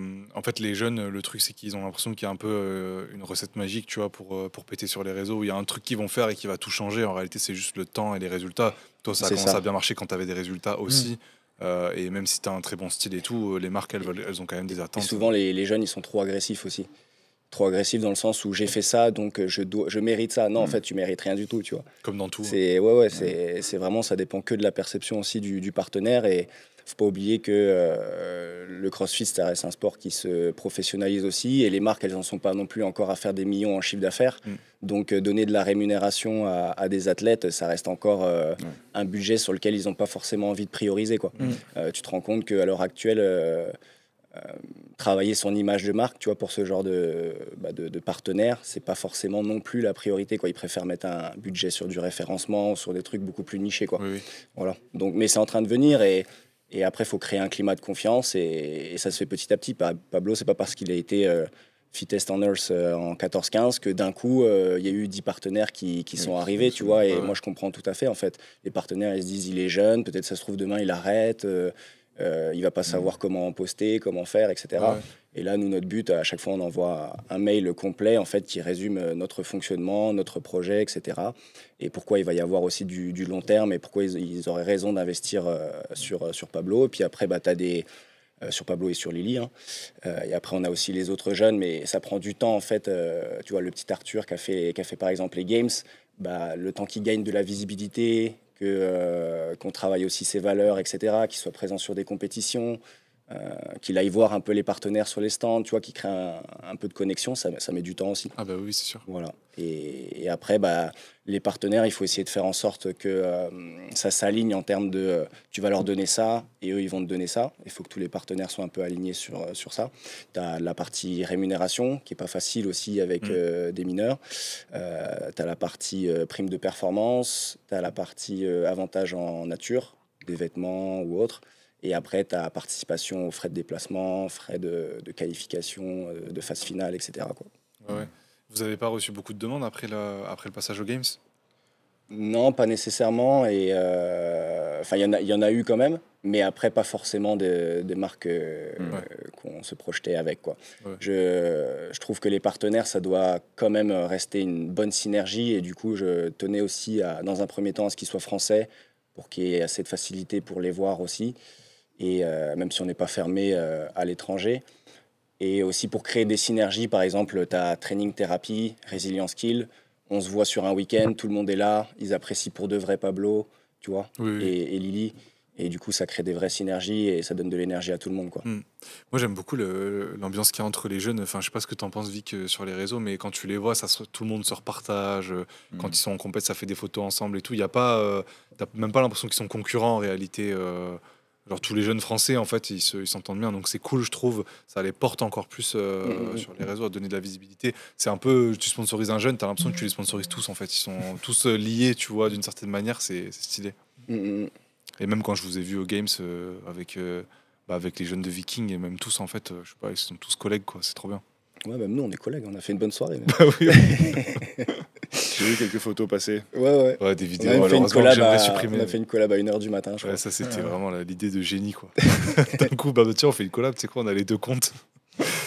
On va passer à la partie un petit peu qualifier, du coup. Victor, on t'a missionné sur la programmation du qualifier cette année, le qualifier des tables, qui est un moment clé de l'année 2025, en fait, et même de l'année des athlètes, parce que c'est un mois où plusieurs vont faire des redos et tout. Donc ce WOD-là, il a vraiment une valeur ultra importante pour nous.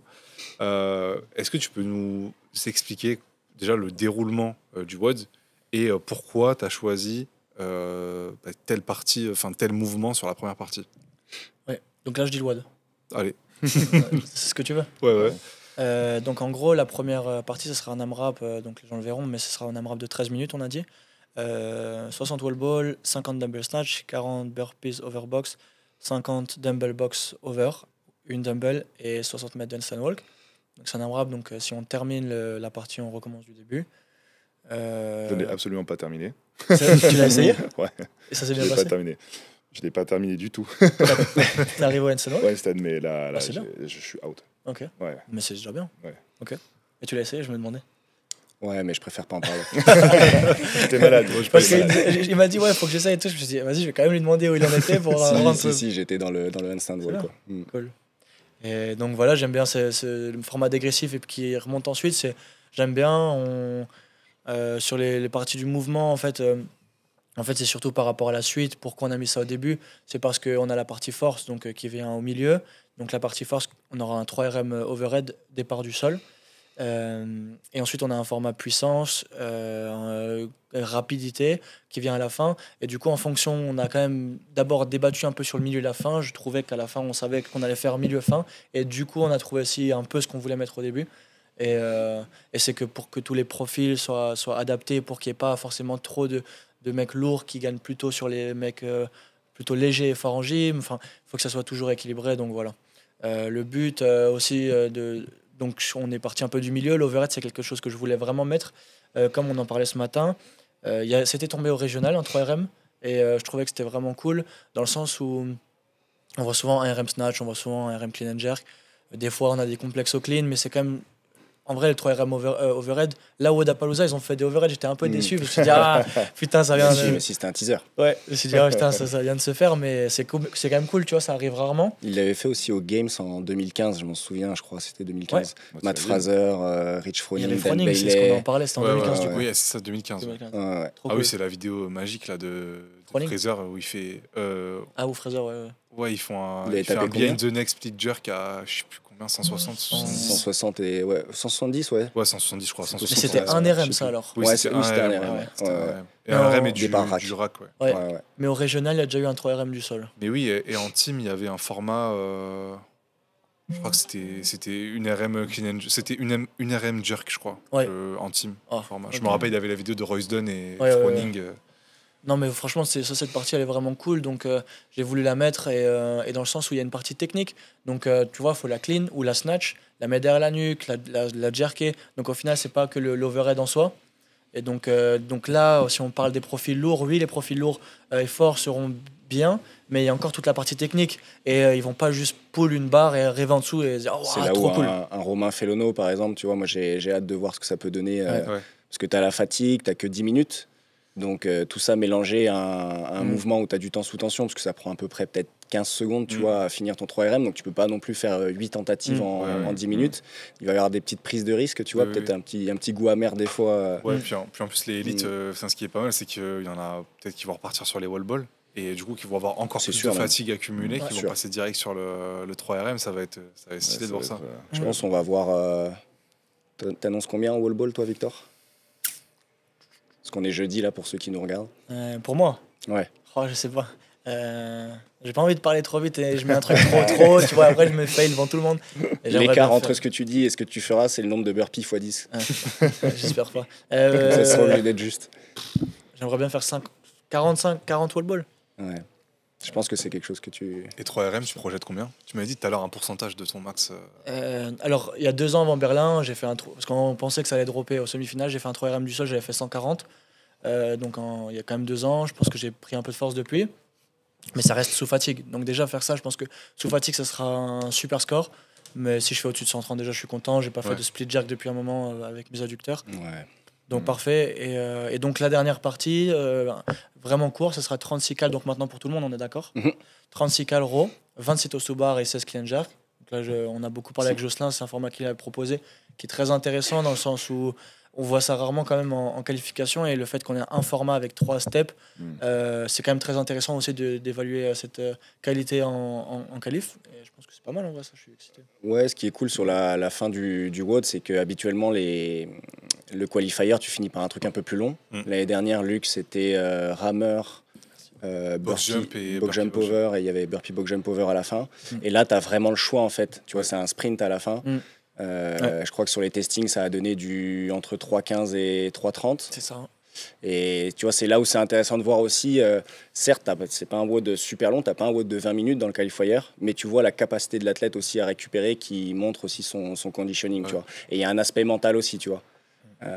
Moi, j'ai hâte de voir sur des athlètes élites comme Lucas Eusé, Victor Hofer, tout ça, à quel point ils vont récupérer rapidement, sachant que l'overhead squat, tu vas avoir un gros temps sous tension, donc ils vont pas trop rebaisser, tu vois, au niveau du cœur. C'est pas comme un snatch, tu le fais en 3 secondes, tu récupères, etc. Et là, tu vois, tu as le rameur qui est un peu piège. Tout le monde se dit, le rameur, comme on l'a dit tout à l'heure, tu vois, tu mets pas un gros pace. Tu restes RPE 7-8, tu vois. Tu peux avoir des gros débits qui 26 cales, ils se disent, vas-y, j'y vais à fond. Ouais, mais des athlètes comme eux, tu vois, ils le savent que ça se joue pas particulièrement là-dessus. Il y a quand même 16 clean and jerk à la fin. Mais je veux dire, 26 toast to bar et 16 clean and jerk pour eux, c'est sûr et certain que sur le dernier WOD, pour les meilleurs, ça va jouer à 5 secondes près, tu vois. Donc, il ne faudra pas non plus avoir de regrets sur le rameur, même si c'est pas là que ça se joue forcément, quoi. J'ai vraiment hâte de voir ça. Ce qui est sûr, c'est qu'ils vont faire les toast to bar unbroken. Et là, vraiment, le qualifier va leur dire qu'est-ce que tu veux faire de cette barre, quoi. À toi de prendre une décision. Il y a le public, il y a tes adversaires, à toi de jouer, quoi. Comment ça va se passer au niveau des clean and jerk? Qu'est-ce qu'ils vont y mettre? Quel pace ils vont faire? Qu'est-ce que tu penses qu'il va se passer? Toi, Victor? Je sais pas. C'est une bonne question. J'ai vu Luc le faire. Il a fait 4-4-4, 3-2-1, un truc comme ça. Mine de rien, tu as un petit peu de grip avec le rameur. Il l'a senti, il m'a dit. Ouais. Donc, le grip est... Après, ça reste du clean and jerk, donc ça va. C'est pas comme si c'était du snatch. Mais je pense que... Je pense que ça va se chauffer et même s'il y en a certains qui se disent je vais faire drop and go, etc., ça partira quand même sur du touch and go avec l'engouement. 100%. Okay. Après, peut-être que je me trompe. Et un Lucas Euse, il va ramer à 2500, il va faire les toast to bar, il va faire du drop and go, mais il sera 20 secondes en avant. Donc ça peut arriver, tu vois, ça me choquerait pas. Et donc il va se dire ok, je pace, et il va voir les gens arriver. Et quand il va voir les gens arriver, il va prendre sa barre, il va plus la lâcher. Après, honnêtement, à CrossFit Nîmes, vaut peut-être même mieux faire un peu de touch and go parce que les échos ils rebondissent quand même pas mal aussi. Donc pour faire du drop and go, ce sera peut-être un Pas petit peu good, plus ouais. limitant, quoi. Mais ouais, après, moi personnellement, tu vois, si je devais le faire et je devais essayer d'être sûr d'être devant, je pense pas que je pacerais le rameur trop vite. Dans un sens où, en vrai, tu fais monter le cœur après tout ce que tu as fait, la concentration sur l'overhead. Tu essaies de pas aller trop vite sur là, je le dis parce qu'on est avant ça sûr. drop, ça sortira après le podcast, mais j'essaierai de faire les toast to bar très rapidement, Ouais, voilà. en mode rapidement. Tu vois, tu Espèce de butterfly. tu serres les dents et voilà, tu fais Ouais. rapide. Déjà, tu vas gratter énormément de temps et en plus, après, tu prends ta barre et tu fais tout ce que tu peux, tu vois. Ouais. Et en fait, si tu vois que tu as un peu d'avance, tu drops la barre, en vrai, tu attends de voir. Je sais pas, je vois les gonzes à côté, je me dis, ok, ça va, là, je peux la reprendre. Et s'il faut garder, tu vois. Ouais. Mais je pense que. Maintenant que tu dis ça, j'ai vraiment envie de te voir faire là. Tu Ouais, vois, mais c'est j'ai ça envie qui est d'être drôle, le- tu vois, c'est ce clean and d'être jerk, samedi soir. c'est... Beaucoup, hein. Oui, c'est beaucoup. mais tu vois, tu voulais quand même, à la base, je m'en souviens dans nos conversations, presque mettre un petit peu plus lourd. Ouais, Mais je trouve que 16 clean and jerk, Ouais. à ce moment-là du workout, tu vois, à la toute fin, Mm. il y a quand même un choix à faire, même pour des athlètes de Ouais, ce rang-là. ouais, quoi. bien sûr. C'est pour ça, d'où ma question, je vois pas du tout ce qu'ils vont faire en fait. Enfin, tu vois, j'arrive pas à...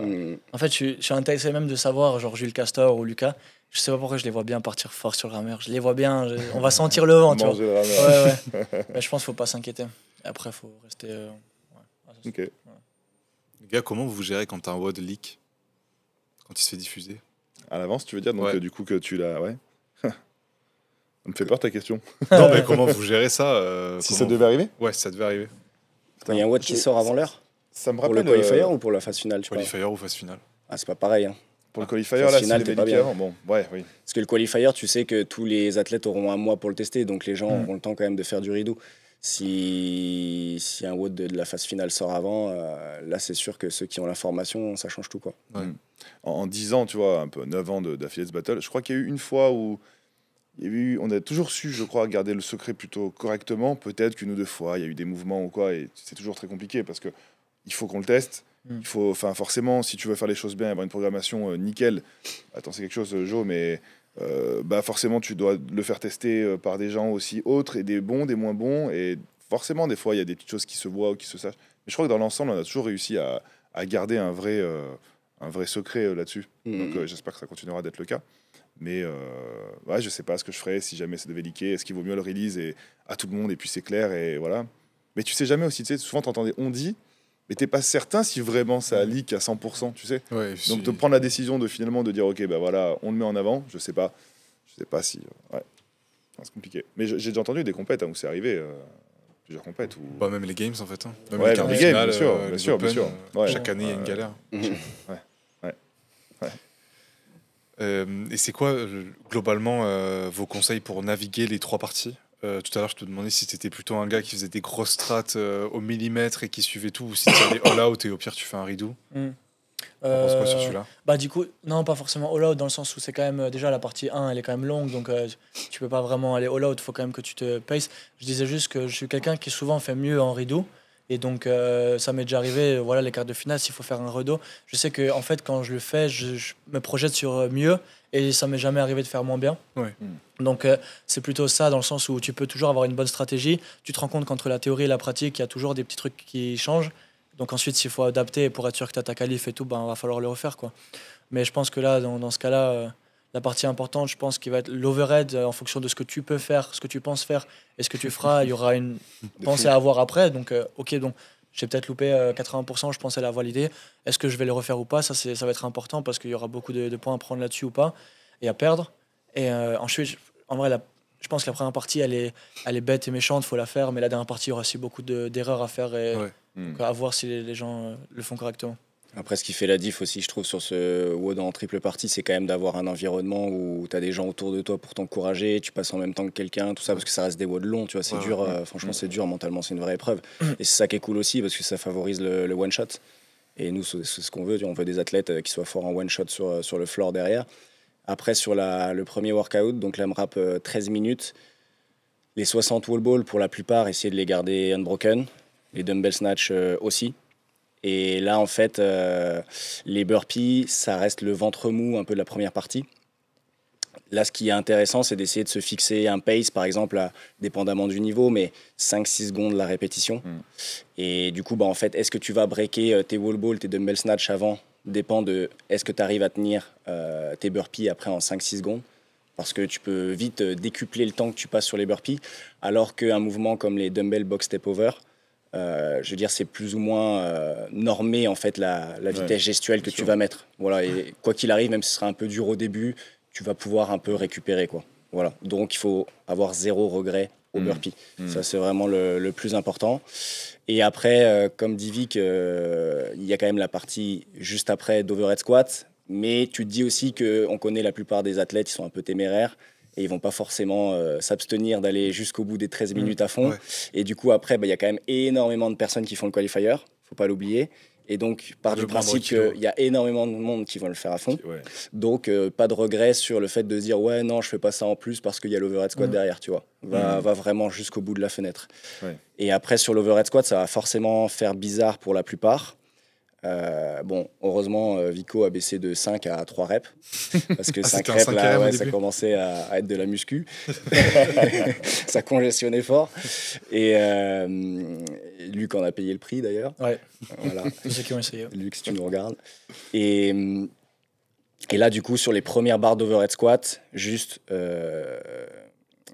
revalider quelques standards, imaginez quelqu'un en train de vous rentrer les genoux comme ça vers l'intérieur, essayer d'avoir le squat le plus propre possible, avoir vraiment 2 enclumes à la place des pieds, avoir une belle extension thoracique, parce que souvent vous vous concentrez beaucoup sur vos épaules, alors que votre overhead squat, il dépend vraiment de votre trajectoire, et donc votre squat, votre extension thoracique. Si tout ça déjà c'est stable, et que vous ne vous précipitez pas, vous pouvez faire une bonne performance derrière. Et mais finissez vos extensions sur l'overhead. Mais prenez au moins 3 barres, quitte à pas faire des répétés même à 60 kg. Alors oui, on stresse, on se dit on a que 10 minutes et tout, mais vraiment valider ce critère de qualité sur le mouvement avant de monter, et après faites des gaps un peu plus agressifs s'il le faut, quoi. Voilà. Mais déjà, ça va rassurer un petit peu votre système nerveux de manière globale. Et après, sur le dernier workout, je pense préparer votre meilleure punchline que votre pote doit vous dire juste avant le Metcon, et là... Voilà quoi, fight like a fucking dog, comme dirait Vico, quoi. Oui, d'ailleurs, on se demandait avec Jocelyn, ça vient d'où ça? On était à Miami. L'année dernière, j'ai fait Miami, mais sans faire la compétition. J'avais signé avec 247 et j'ai fait quelques entraînements avec Hunter. Et tout bête, on faisait du rameur et son truc c'était de la merde. On faisait 30 secondes on, 30 secondes off, 21 fois, et c'était max distance. Donc en gros, tu vois, en vrai, tu devais être assez rapide déjà. Et genre à la fin, je disais, c'est bon, je me casse, c'est de la merde ton truc. Il était en train de me déchirer sur le rameur. Et il m'a regardé, il m'a dit genre, fight like a fucking dog. Et en fait, c'est resté dans ma tête. Je me suis dit, ouais, il est fou un peu ce mec, tu vois. Mais après, quand j'étais à l'entraînement, je disais à Maya des fois, en vrai, le mec il dit ça, mais en vrai, lui, quand il est dans le dur, il doit se dire ça, tu vois. Dire, vas-y, défonce-toi, tu vois. Après, moi, ça m'a resté, en fait. Je me suis dit, putain, juste comment voir certaines autres perceptions, tu vois, de comment les gens voient la chose. Et ouais, ça m'a bien aidé jusqu'au semi-final. On te verra à l'Aerox avec lui un jour en double. Peut-être. Ça ferait une belle vidéo YouTube, ça. Ouais, il faudrait, mais il va me traîner. Mais il va être en zone 2, tu vois. Pas trop d'intérêt pour lui, mais s'il est gentil, il fera. Après, Théo Le Guerrier l'a fait. Hein. Un bodybuilder pro. J'ai vu. Il y a même un gars qui l'avait fait il y a longtemps, mais lui, vraiment, un mec qui était Enfin, je sais pas, il avait un physique de Mister Olympia, quoi. Il était massif. Et il avait fait, et ça avait l'air horrible pour lui, les wall balls, il avait du mal à descendre. Vraiment, c'était terrible. Mais tu penses quoi d'ailleurs de l'Aerox? T'as déjà testé? Non. Jamais? Non. Et tu penses quoi de la discipline au global? Ça a l'air bien, franchement. Les gens ont l'air de vraiment kiffer. En tout cas, moi, mes parents, ils vont en faire un à Barcelone. Elle en a déjà fait 2, même ma mère. C'est cool, tu vois. J'ai l'impression qu'en fait, comme tout le monde peut aller en compétition, faire son truc et s'améliorer par rapport à soi-même, tu vois, c'est pas des critères de ah, t'as fait combien de mais en fait, c'est plutôt ah ouais, j'ai fait 1h16 cette année, je vais faire 1h04, tu vois, une connerie. Et en fait, les gens arrivent facilement à s'évaluer par rapport à ça, et donc aiment déjà, se prennent facilement au jeu. Nous, on le voit à CrossFit Grillen. Luc, il a mis une classe Aerox, elle a été full. Il s'est dit, OK, on en met 2, ça a été full. Et on en met 3, c'était full. Et les gens, ils ont commencé à dire, OK, on fait pas de CrossFit, on va faire de l'Aerox. Il y a des gens qui font 4-5 séances d'Aerox par semaine, mais en vrai, ils s'y prennent tellement, tu vois. En vrai, juste l'impact, moi, de voir l'impact au CrossFit, moi, ça m'intéresse pas du tout. Je vois les gens venir se dire, OK, là, je vais pas faire la séance, je vais faire l'Aerox. Et j'en vois de plus en plus à chaque semaine, tu vois 2-3 autres personnes. Et puis c'est full, maintenant, il n'y a plus de place. C'est abusé, franchement. Et vous en pensez quoi, les gars? Moi, j'essaie pas d'installer une dualité, tu vois, entre les deux, comme c'est un peu la mode à l'heure actuelle. Juste, je sais ce que j'aime dans le CrossFit et je me permets pas de juger encore l'Aerox puisque j'en ai pas fait. Et je trouve que c'est cool parce que il y a beaucoup de gens qui se sont entraînés dur en CrossFit et tu as un peu l'impression de maîtriser comme ça d'un coup tous les skills sur un circuit qui est normé, où tu sais exactement ce que tu vas faire, c'est rassurant, t'as pas de surprise sur place. Mais après, ça n'empêche que pour moi, le CrossFit, et j'aime bien l'exigence en fait, que ce soit du sport ou de la méthode en elle-même. J'aime beaucoup ça. Et du coup, pour moi, ça restera un critère en fait où tu es obligé de t'adapter. Tu vois, au mouvement, essayer d'apprendre de nouvelles choses, de nouvelles compétences, et je trouve ça beaucoup plus large, et c'est ce qui me plaît, quoi. Et toi, Mika, à CrossFit Team, tu vois aussi ça, tous les gens qui se dirigent vers l'Aerox? J'en vois beaucoup. D'abord, je rejoins exactement ce que tu viens de dire. J'y mets aucune dualité entre les deux. Pour moi, c'est deux choses très finalement différentes dans l'impact, dans ce que les gens recherchent. Et même si j'ai beaucoup d'adhérents qui font les deux, mais finalement, j'y vois là où le CrossFit est beaucoup plus grand. Et donc, ce côté ludique qu'on recherche, finalement, quand on vient aussi, on l'a parce qu'il y a plein de nouvelles choses à apprendre tout le temps. Donc, pour moi, c'est deux choses très différentes, malgré tout. Bien sûr, à CrossFit Nîmes, je rejoins un peu ton exemple aussi, Vic. J'ai beaucoup de monde qui s'y sont mis, à qui ça plaît énormément. On a ouvert beaucoup de créneaux, on en a tous les jours, des créneaux d'Aerox, qui sont souvent pleins également. Donc oui, c'est quelque chose de super intéressant. Et surtout que ce que tu disais, c'est vrai, sur le fait que les gens, au-delà de dire même leur temps, ils aiment juste dire ouais, je l'ai fait. Tu sais, de pouvoir dire ouais, j'ai fait l'Aerox de Marseille ou de où tu veux. Et en fait, juste ça fait un peu, j'appartiens à une communauté qui je suis arrivé à le faire, je l'ai fait. Et donc, c'est plutôt ce côté-là, il est très fédérateur, j'ai l'impression. Et donc, les gens, pour pouvoir appartenir à dire et dire je l'ai fait, bon, bah, il faut que j'aille un petit peu m'entraîner quand même, pour pas y arriver avec sans savoir de quoi on parle. Donc, vont s'inscrire à des cours de Dyrox pour pouvoir ensuite le faire. Il ne faut pas oublier aussi que les gens, ce qu'ils kiffent, c'est un peu l'aspect lifestyle. Tu vois, et la plupart des gens, ils vont pas en compétition pour performer comme des fous, quoi. Ouais. Ils y vont pour passer un bon week-end, etc. Et ça fait une bonne excuse, entre guillemets, pour se rejoindre. Donc, l'Aerox, c'est normé, tu kiffes. Donc, mais voilà, c'est loin quand même pour moi de véhiculer les mêmes valeurs que j'adore au CrossFit et ce pourquoi je suis tombé amoureux de ce sport. Donc voilà, le CrossFit est beaucoup plus grand que ça, en tout cas, d'après moi. Et cette année, là, ce qui choque particulièrement quand tu vas à un Aerox, c'est la qualité de l'événement. Genre vraiment l'organisation qui est au millimètre, où il n'y a rien qui dépasse, ou jusqu'au filtre des photos. Genre c'est le même grain sur chaque photo et tous les photographes sont obligés. Enfin, c'est vraiment un truc impressionnant. Cette année, aux Affiliate Battle, qu'est-ce qu'il y a de prévu niveau orga qui va tout casser par rapport à l'an dernier? Est-ce qu'on verra 100 overrun sur le floor ou pas? Qui sait? Si on sait. Mais non, déjà oui, bien sûr. Ils sont réussi à faire en fait un marketing sur le sujet qui est incroyable. Alors, on ne peut pas leur enlever ça, en tout cas, c'est certain. Ils sont pros dans ce qu'ils font. Alors, il y a 2-3 choses où je ne peux pas aller jusque-là. Sur le judging, on le connaît tous, encore ces problèmes qu'ils ont. Mais en tout cas, aux Affiliates Battle, il est certain que je veux encore augmenter la qualité de l'événement. J'aurais jamais envie d'ailleurs de m'arrêter sur ce sujet-là. Et c'est pour ça qu'aujourd'hui, on s'entoure des meilleurs. Et puis, Vic, encore une fois, merci d'être là avec nous. Je suis très fier que tu sois... que tu fasses partie finalement de l'aventure des Affiliates Battle. Et on va y mettre beaucoup de choses en place encore une fois cette année. Et pas que dans le village partenaire où on avait fait un gros step-up l'année dernière. Cette année, ça sera encore le cas. Mais là aussi, sur le floor, je pense que la programmation que Jocelyn a réussi à faire cette année encore va propulser l'événement dans une dimension encore différente. Tu vois, moi, quand je fais beaucoup de compétitions où je performe pas, où je vais de temps en temps essayer de faire quelque chose, où je vais dans le public pour encourager Vic, je vois plein de choses. Donc, du coup, et je trouve que c'est souvent ce qui manque. Vraiment une prog adaptée pour que le public puisse un peu s'enflammer et cette ferveur qu'il y a autour, elle soit présente.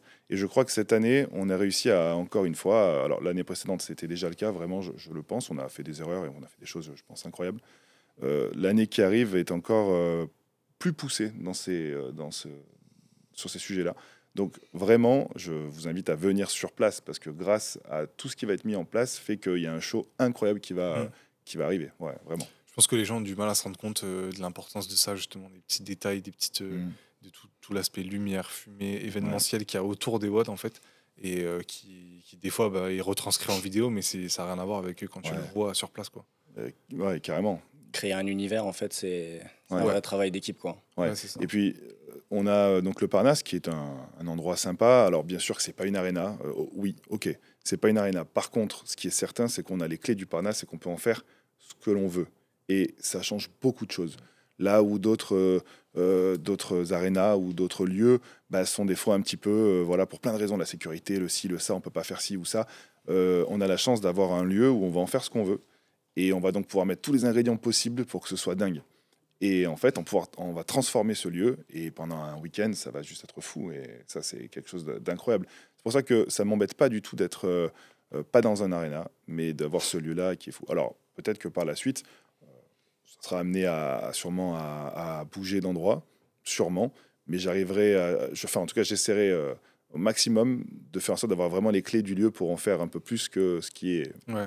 Pas loin d'être autorisé ou pas. Ce qui est unique, c'est que les affiliates, peu importe où tu regardes, il y a tout le temps un logo, il y a tout le temps une bannière noire, c'est tout le temps habillé. Et t'es pas à une compète en fait. T'es vraiment aux affiliates, tu vois, t'as tout le Parnasse qui est habillé comme ça, et c'est vraiment ce qui fait la diff, je trouve, et ce qui est unique. Et quand tu vas dans la plupart des compétitions, c'est juste un lieu.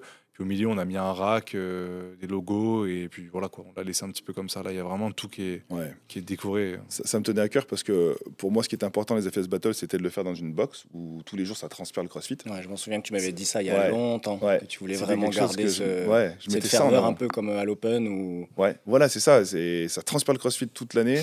On y met un événement à l'intérieur, donc forcément, on sera ancré là-dedans. Donc quand on a dû déplacer parce que ça devenait trop grand pour rester à CrossFit Nîmes, cet événement, j'avais à cœur de me dire non, je veux faire en sorte qu'on remette un petit peu une ambiance comme dans les box, ou au moins tout habillé, pour qu'on se retrouve dans un lieu, pendant un moment, c'est thématisé presque, tu vois, et que ce soit fou. Ouais. Et cette année, on augmente le cash price. Ouais. Pourquoi cette augmentation brutale donc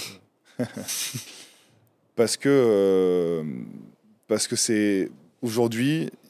Les athlètes aussi, j'ai envie qu'il y ait ce côté. Alors, il y a ce côté, j'ai envie que les athlètes comprennent à quel point cette compétition est de plus en plus sérieuse, professionnelle. Et donc, le cash price, il varie aussi avec ça pour attirer de plus en plus aussi d'athlètes de haut niveau. C'est quelque chose qui va avec, on va pas se le cacher, c'est normal.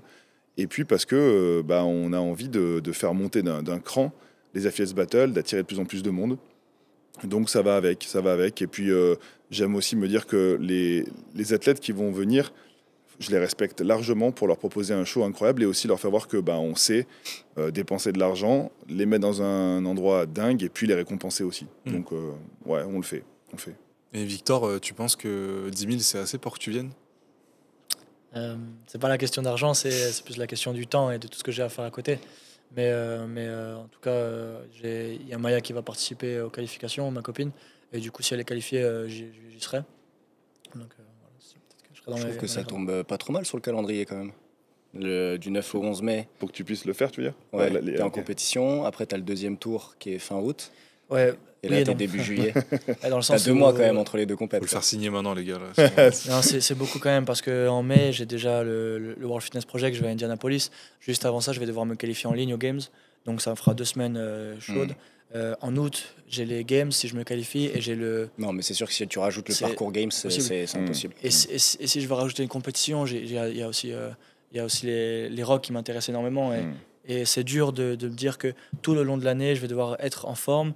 Je peux pas. Va falloir que je fasse des choix, malheureusement. Tu vois, j'ai pas pu aller au Wodapalooza non plus, alors que je kifferais trop. Et j'ai pas pu aller au Rock l'année dernière, alors que je kifferais trop aussi. Et donc, forcément, faut faire des choix. Et je veux être dans les meilleurs mondiaux.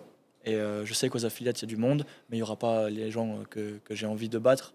Et si un jour je le ferai parce que les gens seront là, bien sûr que j'y serai, tu vois. Et si je peux influencer... Tu sais ce que ça veut dire, Mika ? Moi, j'adore entendre ça. Moi, j'adore. Et tu as premièrement raison, et de deux, moi, j'ai qu'une envie, c'est que dans 2 ans, on se reparle, ou même avant, et que tu me dises, en fait, tu as remplacé 2-3 mots que tu viens de donner par les FS Battle, mais ça sera le cas. Qui te disent, Mika, est-ce qu'il te reste de la place, s'il te plaît ? Mais ça sera le cas. Non, bien sûr. Et franchement, je suis trop content. Je suis pressé de voir à quoi ça va ressembler en 2025.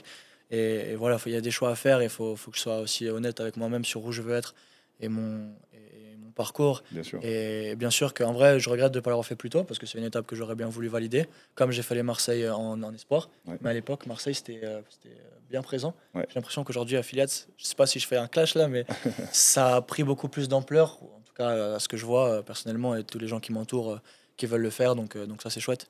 Mais bien sûr qu'un jour, je dis pas que je serai jamais sur le floor. Mais j'en suis persuadé. C'est cool. Je ferai ce qu'il faut pour. Ouais. Et par rapport à justement cette organisation qualifier finale, qui sont 2 gros temps forts dans l'année, pourquoi chaque année tu décides de déléguer justement cette organisation du qualifier? Pourquoi c'est pas fait en interne? Parce que là aussi, c'est l'envie de faire participer un petit peu toute la communauté CrossFit, tu vois, aux Affiliates Battle. C'est quelque chose, certes, que j'ai eu l'idée de créer, mais je suis loin d'être seul aujourd'hui dans cette aventure. J'ai une équipe incroyable autour de cette table aussi. Mais donc, l'idée, c'est de donner aussi ce pouvoir à d'autres personnes, de faire parler des Affiliates Battle, mais vraiment que chacun, comme Victor a pu écrire en WOD, que d'autres personnes puissent le faire et s'impliquent aux Affiliates Battle. Surtout que, alors merci d'ailleurs, Vic, de dire en tout cas que les Affiliates Battle aujourd'hui on en entend beaucoup parler et je suis persuadé que ce sera de plus en plus le cas et donc de pouvoir faire de faire en sorte que les gens se sentent impliqués en créant quelque chose, en mettant une pierre à l'édifice, tu vois, chaque année, je trouve ça génial. Ouais. Et je continuerai, peu importe jusqu'où vont les Affiliates Battle, je continuerai d'utiliser ce système-là. Je trouve ça important, tu vois, parce que même si c'est par exemple Vikings Training qui fait la phase finale, Mika, quand on en a discuté, tout de suite, moi j'étais pour aussi parce que je trouve que le CrossFit ça reste communautaire et souvent je trouve quand il y a des gros trucs qui sont créés, ça devient un peu fermé, tu vois, alors que nous on souhaite garder un peu cette ressource ouverte et voir aussi d'autres perceptions, faire des rencontres, tu vois. Et je trouve ça vraiment cool, quoi, ça reflète vraiment les valeurs de l'équipe. Et tu vois, la phase finale, aujourd'hui, je la laisse complètement à Jocelyn et son équipe parce que pour moi, il y a vraiment un travail qui est énorme pour cette phase finale. Et Jocelyn le fait très bien, mais aussi, c'est tellement un travail énorme que c'est pas évident. Si on veut avoir une qualité comme on l'a depuis des années avec Joe, c'est très difficile de trouver une équipe sur laquelle tu peux compter, d'être sûr que ça sera fait correctement. Là, le nombre d'allers-retours qui est effectué entre Perpignan et Nîmes et puis les gens qui sont impliqués, ça demande vraiment beaucoup de travail. Et du coup, une fois que ça s'est mis en place, tu es content et fier de l'avoir mis en place et forcément tu viens le faire encore et encore. Tant que ça fonctionne, il faut continuer comme ça. C'est très difficile en plus de créer une proximité, de se donner les informations, de se faire confiance. Donc une fois que tu as cerné ça, tu en es content, fier et tu continues. Et dans les deux sens, hein, parce que moi je serais le plus frustré du monde, tu vois, si tu travailles beaucoup et derrière il y a des bugs sur le floor, que ce soit dans le judging, dans la team build ou quoi que ce soit. Là, on sait que il y a un peu un perfectionniste dans chaque délégation et tout le monde a envie d'amener l'événement à la hauteur. Ouais, vraiment. C'est important. Il y a plusieurs points très importants pour qu'une compétition soit réussie. Et clairement, la programmation, forcément, mais elle en fait partie. Et des fois, on peut le dire juste comme ça. Mais pour qu'elle soit incroyable, cette prog, c'est un travail monstre. C'est des boîtes qui sont faits, refaits, refaits. Pas juste une fois, 2 fois, 3 fois. Hein. Je parle de fait, refait une 10, 12, 15 fois. L'année dernière, on est monté à 270 testing. Ouais, sur des catés différentes pour être sûr que tout le monde soit satisfait. C'est ça. C'est très poussé. Si tu veux faire les choses bien, que tu respectes chaque athlète, chaque catégorie au même niveau, bah, il faut faire une personnalisation du test. Et même après la phase des qualifiers, on va envoyer des mails pour prendre les performances des athlètes, pour réadapter les WOD si besoin, et en fait toujours les mettre dans une position entre subir et dominer. Et le critère personnel que je m'applique, c'est d'avoir 60% minimum de réussite sur le floor. Ça veut dire que je les ai mis dans des conditions où ils pouvaient s'exprimer, quoi. Et après, des fois, il y a des WOD où on a envie de marquer un petit peu le coup sur les affiliés de battle, de dire voilà, il va falloir que tu t'entraînes aussi plus fort pour l'année suivante. Et des fois, on peut descendre à 30% de réussite, mais c'est très rare. Voilà. Mais c'est super important de penser à toutes les catés. Des fois, tu fais les WOD pour la catégorie élite, tu dis bon, bah c'est bon. Non, en vrai, un teen, un Master 45, une Master 45 aussi, tu dépends toujours de l'échantillon de base que tu as aussi pour avoir un niveau homogène sur le floor. Et c'est très important que tout le monde se sente estimé. Et en tout cas, c'est des valeurs que Mika, en tant que leader, a mis dans l'équipe et qu'on a tous aussi. Et c'est super important pour nous, tu vois, que tout le monde se sente... tu vas te donner à fond sur un floor pendant 3 jours, donc on sent que s'il y a quelqu'un qui a réfléchi, c'est cool, quoi. Puis là, faut pas oublier aussi qu'il y a vraiment les indives et les teams, et du coup, c'est 2 programmations distinctes, c'est un travail très très conséquent, et satisfaire tout le monde, tout en ayant des rotations de matériel, que le build soit en place de la bonne manière. Alors on leur demande énormément de travail, Je salue Pat sur ce sujet-là. C'est juste, voilà, pour que ce soit à la fin ce qui a été fait pendant les années précédentes, vraiment, c'est un travail monstrueux. Enfin, Et ce qu'on ressentait sur le circuit, tu vois, il y a 3-4 ans, je trouve, c'était que tu avais le test pour les indives et après, tu avais l'adaptation pour la team. Il y a beaucoup de gens qui avaient plus envie de faire de team parce qu'ils sentaient que ça n'avait pas forcément été bien calculé, que ce soit au niveau des relais qui ne se terminaient pas, que ce soit au niveau du temps de WOD que tu pouvais avoir pardon. Et du coup, on a vraiment cherché même au niveau des teams inter. Et c'est là où c'est très compliqué, parce que c'est là où moi, personnellement, je serre le plus les fesses, tu vois, en team inter et tout, parce que tu peux avoir des combinaisons dans des équipes tellement différentes, tu vois. Des fois, tu en as un qui est en élite, qui a fait passer l'équipe, mais qui le fait en inter avec 2 personnes qui ont moins de niveau. Et du coup, bah, toi, derrière, tu mets de la synchro à 2, à 3, ou tu vois, et tu peux vite bloquer en fait l'équipe. Et nous, on veut faire en sorte que tout le monde puisse encore une fois être entre subir et dominer. Et on veut que les équipes sentent qu'elles sont impactées par les WOD et qu'on n'a oublié personne. Tu vois. Ouais. Non mais ouais, c'est super intéressant. C'est vrai qu'il y a beaucoup cette impression que des fois la version team c'est juste un scale en fait du truc indiv et qu'on te le refile un petit peu comme ça. Et puis là globalement cette année on va pas faire comme si de rien n'était. Il y a eu beaucoup de déceptions par rapport aux compétitions en général. Et du coup bah là c'est un petit peu le moment où c'est le test est encore plus important pour les compètes quoi. Est-ce que on va relever le niveau ou est-ce que au contraire on va montrer qu'on n'est pas à la hauteur? Là par exemple au Oda ça n'a rien à voir, c'est les Américains et tout, mais il n'y a pas eu 1 minute de retard sur 4 jours d'événements, c'est quand même assez impressionnant. Genre de te dire que sur, je sais pas, le truc DKT sur compétition corner, tu fais ça va jusqu'au bout. Et il n'y a pas un retard, il n'y a pas un manque de matériel, il n'y a pas un matos qui est pété, c'est vraiment assez fou quoi. C'est une des rares compétitions, excuse-moi. Non, t'inquiète. Je trouvais que les Wodapalooza, ils ont fait quelque chose de très mauvais, c'est le live. Ouais, le live, c'est ça, on peut critiquer tellement parce que on vient d'Europe, nous, franchement, on n'a rien, enfin, c'était nul.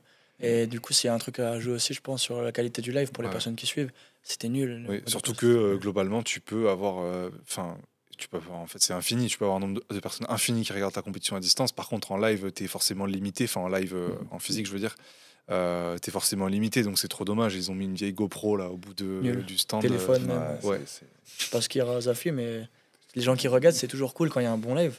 T'as envie de regarder, tu vois. Ah oui. Non, mais excuse-moi, vas-y. J'y étais et il y avait la team, déjà toutes les progs avaient leur team média, mais peut-être 3-4 mecs. Parfois, le Mayhem, il y avait 4 personnes, il y avait les Buttery Bros et tout. Ils avaient 10 appareils photo dans tous les sens et tout. Le mec qui faisait le live, il avait un DJI, un stabilisateur avec un iPhone 13 comme ça, et il regardait les athlètes. Ouais, c'était limite. C'était vraiment limite. Par contre, t'allais dire quoi? On a mis longtemps à s'y mettre au live parce que je voulais que l'année où on allait le faire, ce soit bien fait. Je me rappelle, j'ai eu quelques critiques une année où... il y a 2 ans, il y a 2 ans où en fait on ne voulait même pas le faire, on voulait juste mettre une caméra, c'était histoire d'eux, mais on n'avait ni communiqué comme quoi il y aurait un live, ni rien du tout, et c'est notre faute, on n'aurait juste pas dû mettre quoi que ce soit, mais j'avais pas du tout travaillé avec mes équipes, tu vois, le fait qu'on allait faire quelque chose. C'est ça, puis tu as fait des choix au niveau budget, où tu préférais vraiment favoriser l'expérience athlète ou le village, plutôt qu'un live qui serait à moitié fait. Ouais. Et puis, du coup, cette année, quand j'avais entendu ça, tu vois, ça m'a un peu chatouillé. Et je me suis dit, ok, bon, bah, on va sortir quelque chose de beaucoup mieux l'année d'après. Et honnêtement, l'année dernière, j'ai eu que des très bons retours sur ce sujet-là. Ça a été vraiment impeccable. Cette année, c'est la même équipe et on va encore améliorer sur certaines choses. Il y a encore plus de caméras épaules qui seront présentes. Il y a encore plus aujourd'hui, sur la compète, il y a combien de... Enfin, tu connais un peu la taille de l'équipe média? Média putain, Pas média, pardon. Je veux dire, qui gère le live. Qui gère le live, bah, je crois qu'ils seront 8. Ah ouais. Dernière, ils étaient déjà 5, ça c'est sûr. Avec, quand je parle le live, je parle vraiment dans les loges, avec... Là, ils seront 8, c'est le minimum. Il faudrait que j'aime, mais on est au moins sur 8 personnes, ne serait-ce que pour le live. Je parle vraiment en transmission, pour que la régie, les caméras qui switchent, enfin, bon, on va y avoir du nombre. Sachant qu'il y a au moins 20 photographes, vidéastes en plus pour... Bien sûr, je parlais même pas de ça encore. C'est vraiment immédiat après. C'est assez impressionnant, mais c'est vrai que le live c'est ultra important parce que surtout sur des compètes comme ça à l'international, en fait tous les Européens veulent suivre absolument les aventures de leur famille, leurs amis et tout. Et quand tu as un live à 40 km du floor, tu es trop déçu. En plus, le live il y avait 20 lanes et ça filmait que 15 lanes, je crois. T'en avais qui étaient carrément envoyés. Ça c'est fou. Mais c'est encore plus d'importance pour moi maintenant et cette année. Parce qu'on a ouvert les inscriptions au monde, on a 15% d'inscrits quand même d'étrangers. C'est incroyable, tu vois, sur le reste du monde, 15% sur une première année. Solide. Je ne pensais pas, on a plus de 6000 inscrits à la phase de qualif, quand même 6000 personnes donc, qui vont sûrement tenter ton WOD. C'est quand même incroyable. C'est cool. C'est cool, tu vois. Et je me dis que quand ces gens qui vont venir d'un peu partout du monde, seront sur place. Comme tu viens de le dire, leurs familles qui veulent suivre. Tu te dois à ce moment-là de faire les choses bien et de donner un live de quali, tu vois. Ouais. Donc ça sera le cas, bien sûr. Et il y a quelque chose qui nous a choqué, nous, avec l'équipe, c'est qu'au Wodapalooza, il n'y avait pas de test antidopage. Aucun. Okay. Vous pensez quoi, vous pensez que c'est obligatoire maintenant pour les compètes? Est-ce que tu es sûr qu'il n'y en a pas eu chez les élites? Est-ce que tu as parlé aux élites ou alors vous n'avez pas vu de spécial? Non, on a vu je sais plus, quelqu'un a eu une info de quelqu'un du staff des... Oui, on a parlé à un juge donc, qui est dans le staff et il nous a dit non, il n'y en a pas cette année. Enfin, en gros, il a eu l'info officielle du staff. Ouais. C'est une bonne question déjà, Vic, ce que tu as, parce que c'est vrai que des fois, les infos, tu sais, c'est jamais... il y a beaucoup de on-dit. Hein. Ouais, il y a beaucoup de on-dit. Donc, en vérité, on ne sait pas vraiment, mais si moi, je devais te répondre dessus, en fait, en étant organisateur, cette question, elle est compliquée. Moi, si jamais ça arrive, c'est arrivé aux Affiliates Battle, hein, on le sait tous, ok, il y en a. Est-ce que moi, je dois prendre la décision de demander des tests? Je ne crois pas. Je crois que j'ai beaucoup de choses à faire d'autres que pour l'instant ça, en fait. Maintenant, voilà, si ça arrive, toi, ça devrait être par une autre structure. Ouais, c'est ça, bien sûr. Parce qu'il y en a qui disent qu'aujourd'hui, les compètes, elles devraient réserver un budget pour ça. C'est dur d'entendre ça, c'est très dur. Tu as tellement envie de faire les choses bien déjà pour l'athlète, pour le public, et que ce même public-là te dise, ou ces mêmes athlètes-là te disent, ouais, mais il faut aussi du budget pour ça. C'est dur, ouais. Alors après, par contre, qu'une structure vienne et me demande d'être là et d'effectuer des tests, bien sûr que oui, j'accepte à 100%. Mais que toi-même, tu doives le mettre en place, ouais, c'est dur. C'est dur. Ouais. Toi, Victor, quand en quelques années, tu as une progression fulgurante, tu vois, j'imagine que des fois, tu as des questions comme ça qui tombent, machin, ou des outils, ou des rumeurs et tout. Comment tu réponds face à ça? Est-ce que ça te blesse déjà? En vrai, je réponds pas. Oui. Je pense que c'est juste, tu as des personnes qui comprennent pas forcément. Je sais pas, je connais pas assez Pablo pour savoir s'il a pris des critiques ou pas, mais moi, je sais que c'est arrivé dans le passé. Tu as déjà vu ta question par rapport au squat, par exemple. Où en gros, t'expliquais comment t'es passé de ton 5 RM à un RM squat en quelques mois. Et forcément, tu as des gens qui parlent. J'ai pris des critiques. Moi, je réponds pas parce que j'ai pas besoin de répondre. En fait, déjà, je fais pas le crossfit pour ces gens-là. Moi, je le fais pour moi-même. Si je veux le faire proprement, je veux le faire proprement pour moi-même, tu vois. Enfin, c'est con. Et tu vois, même d'expliquer aujourd'hui à des gens, enfin, tu vois, aujourd'hui en France, c'est tellement tabou. C'est dommage. Franchement, c'est dommage. Après, forcément, en compétition, oui, c'est toujours mieux s'il y a des tests parce que aujourd'hui, en vrai, au French Rodon 2024, quand j'ai fait il y a 2 ans, j'ai pris 3 tests en un week-end. L'année dernière, au semi-finale, j'ai pris 2 tests en un week-end. Et c'est toujours cool, tu vois. Tu fais ton truc, tu sais que t'es bien, mais t'as d'autres personnes qui sont là, ils se font toper. On a entendu des histoires et ça fait chier, tu vois. Et moi, en fait, ce qui me fait plaisir, c'est que tu vois, il y a quand même des gens qui viennent et qui le font. Et je suis content si elles se font toper. C'est bête, tu vois. Mais quand t'as pas quand tu dois le faire, je peux comprendre. Tu vois, tu peux pas avoir une compète et dire je vais faire ça, je vais faire ça, je vais faire ça. Je vais investir dans une équipe anti-doping. La FLD, elle pourrait se pointer, elle pourrait se dire ouais, venez. Ils l'ont fait au French l'année dernière. Moi, l'année dernière, ils m'ont testé, CrossFit m'ont testé, la FLD m'a testé. Et c'est trop cool. Parce que du coup, comment ça marche? En gros, CrossFit a une entité qui teste et en même temps, la FLD, donc qui est l'agence française de lutte antidopage, vient tester aussi. Ça, c'est une bonne question. Alors, moi, dans mon expérience, et ça m'a choqué, c'est que la FLD, ils n'ont rien demandé à CrossFit, ils sont arrivés, ils m'ont pris, tu vois. Et CrossFit, ils n'avaient pas un mot sur ce qu'ils faisaient. Ils ont le droit de venir comme ça à des compétitions sportives. Et ils sont venus au Vélodrome à Saint-Quentin en Yvelines et ils sont venus à Lyon. Et 2 fois. 3 fois, ils m'ont testé. Et à côté, et ça, c'était des tests sanguins. Et ensuite, CrossFit nous ont fait tester à la fin de la compétition urinaire. Et du coup, c'est déjà différent, tu vois. Tu as plus de choses dans le sang et ça, c'était super. Et ça, moi j'ai apprécié. Parce que. Et moi, il y a des gens, ils se font tester, ils mettent en story. J'ai pas besoin de prouver aux gens que je me fais tester. Tant je me fais tester, si un jour il y a un truc qui tombe, tout le monde le saura. Tu vois, t'as pas besoin de mettre une. Enfin, je critique pas les gens qui font ça. Mais en même temps, c'est cool de le faire. Et t'inquiète que les athlètes qui se sont fait tester, on s'est vu, nous derrière, dans le bureau, on sait, tu vois. Donc en vrai, rien à dire aux gens qui pensent que franchement un jeune qui progresse. Ce qui est juste fou, tu vois, c'est qu'on a eu un athlète qui a été dopé en 2023 sur le floor des Affiliate Battle, qui avait été dopé au semi-final aussi 2022, et que nous on était même. C'est pas 2023. Ouais, si t'as raison, c'est semi-final 2023, et du coup il est venu après sur les Affiliate Battle et on n'est même pas au courant. Là on l'a appris sur les réseaux sociaux avec HealerFit et Adrian Manweiler. Mais oui, et là actuellement c'est toujours pas qui c'est. Non. Mais il s'est fait tester aux AFI, il s'est fait tester? Non, il était testé avant, mais normalement il ne pouvait pas, il me semble, participer à la compétition. Alors apparemment il y a un truc où tu peux payer pour pas qu'on révèle tes résultats. Alors attention, je suis pas sûr. Je trouve ça fou. Ouais c'est fou. Parce qu'à chaque fois qu'il y a un communiqué qui sort, des fois tu as les noms, des fois tu les as pas. Et apparemment, tu peux donner une somme pour rester anonyme. C'est pas l'organisation de la compétition parce que moi, j'avais reçu un courrier donc, de la FLD qui m'avait dit voilà, on sera présent et on fera nos contrôles, tu vois. Et ils m'ont pas demandé si c'était oui ou non, hein. Ils m'ont dit on sera là.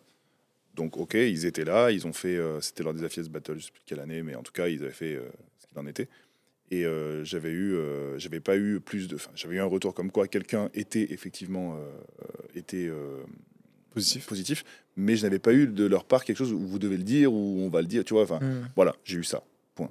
Ok. Et eux après ils ont communiqué en disant on a testé telle personne et elle est positive. Non, eux ils en ont informé la personne.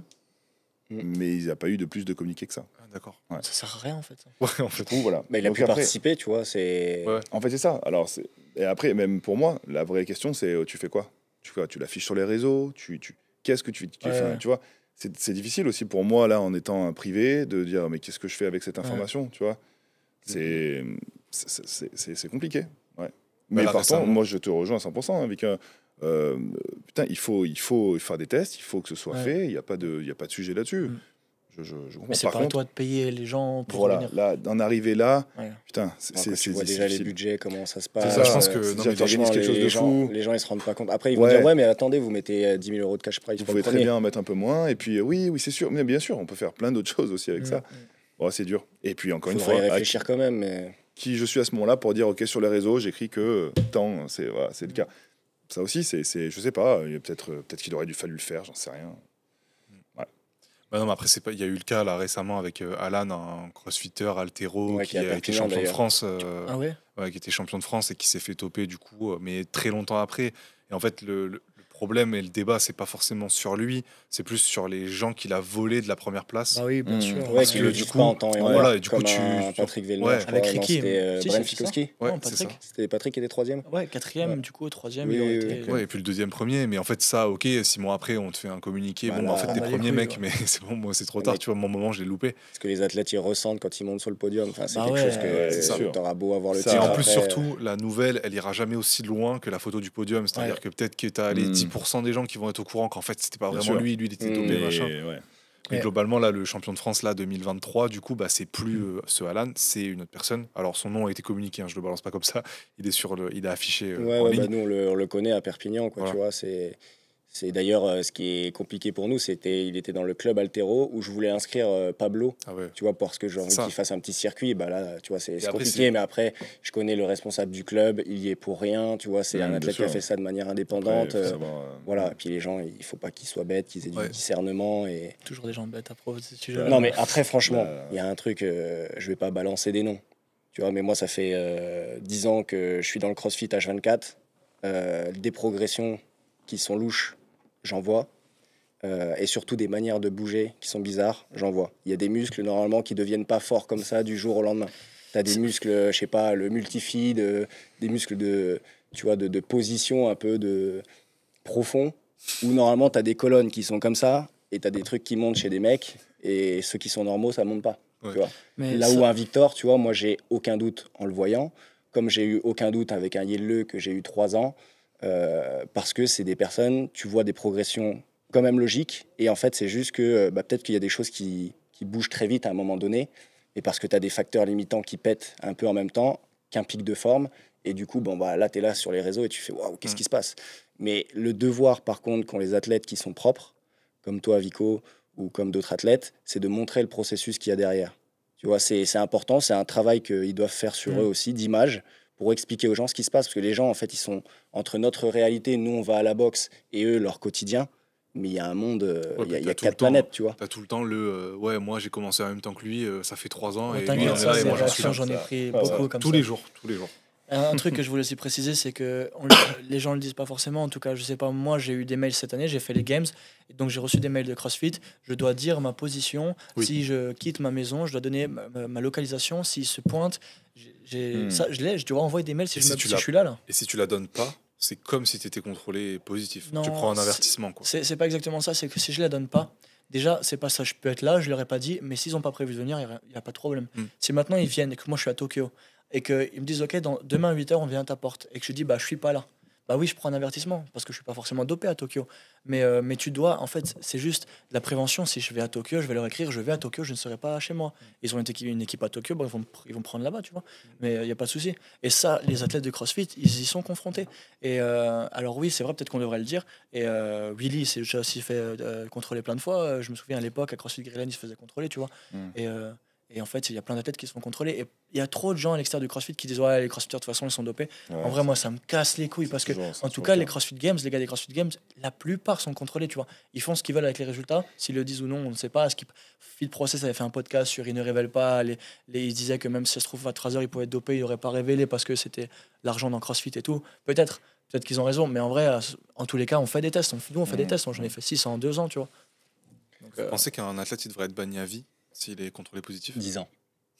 Non, vraiment, 10 ans, c'est pareil, en vrai, tu fais plus rien. Après. Mais c'est ça, mais tu as quand même droit à une deuxième chance, tu vois. Je suis pas non plus. Voilà, mais 10 ans. Mais c'est ça qui est bien. Tu vois, 10 ans, il n'y a pas de oui dans 4 ans. 4 ans, le mec, il est content. C'est limite une petite Olympiade, il se fait sa prépa à long terme, il revient, il casse tout. Et 10 ans, tu reviens, t'es vieux. Vous savez si là, par exemple, quand tu prends un ban de 4 ans, t'es quand même contrôlé pendant ces 4 ans?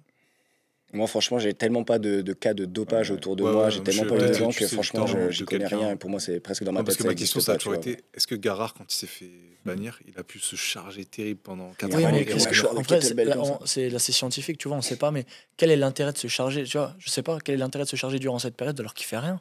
Qu'est-ce qu'il va apprendre pour la même raison que quand il faisait quelque chose. Ouais, mais il fait rien, peut faire plus de volume, il peut faire.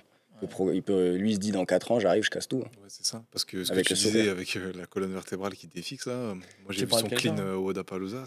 Non, mais de manière générale, c'est juste que tu as des mouvements où il y a.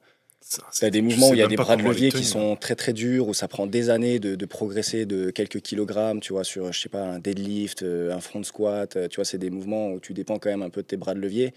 Et tu vois certains qui ont des progressions phénoménales d'un coup, ou alors ils arrivent à tenir des postures, entre guillemets, que personne n'arrive à tenir, parce qu'il y a des muscles qui sont pas censés être forts, qui sont devenus forts grâce au dopage. Voilà. Donc déjà, de manière générale, juste, et puis de toute façon, même moi, c'est un peu mon credo, c'est j'aime voir des gens bien bouger, et il y a déjà moins de chances, entre guillemets, que ça fasse partie des gens dopés, tu vois.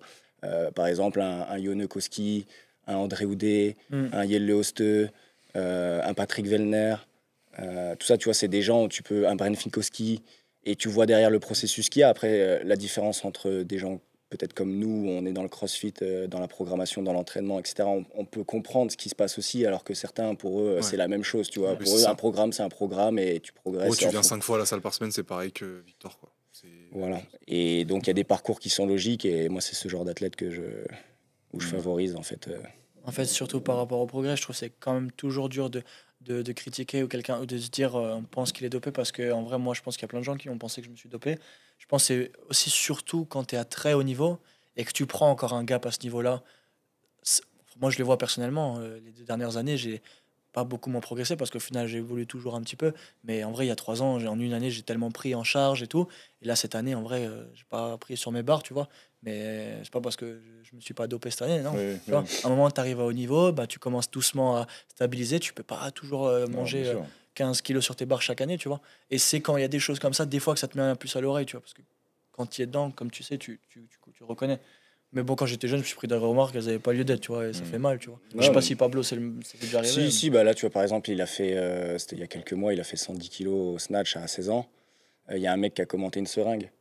Tu vois. Mais encore, bon, ça va. Petite seringue, ça va, mais en plus, ce qui était vraiment hilarant, c'est que le mec, on va voir sa story, et il était en train de faire du snatch peu importe la charge en vrai, tu vois, mais dégueulasse. Vraiment dégueulasse. Les dos ronds comme une canne à pêche, tu vois. Et il a mis une seringue comme ça, tu vois. Et je trouve juste dommage, en fait, c'est les idiots après, tu vois. De retirer un petit peu toute l'éthique de travail qu'il y a derrière. Parce que, oui, certes, tu peux dire que Pablo est un alien. C'est le cas, c'est quelqu'un qui a une très belle génétique, qui a un désir profond dans ce sport. Je pense que tu peux le mettre dans n'importe quel sport et il réussirait, tu vois, Pablo. Et tu le mets même au Capla, là, le truc avec les bouts de bois, là, il se bat comme si c'était la finale des Games, quoi. Mais il y a un environnement, il y a sa famille derrière, il y a toutes les conditions réunies, tu vois. Nous aussi, on est présents à fond, tu vois. Et voilà, il y a juste...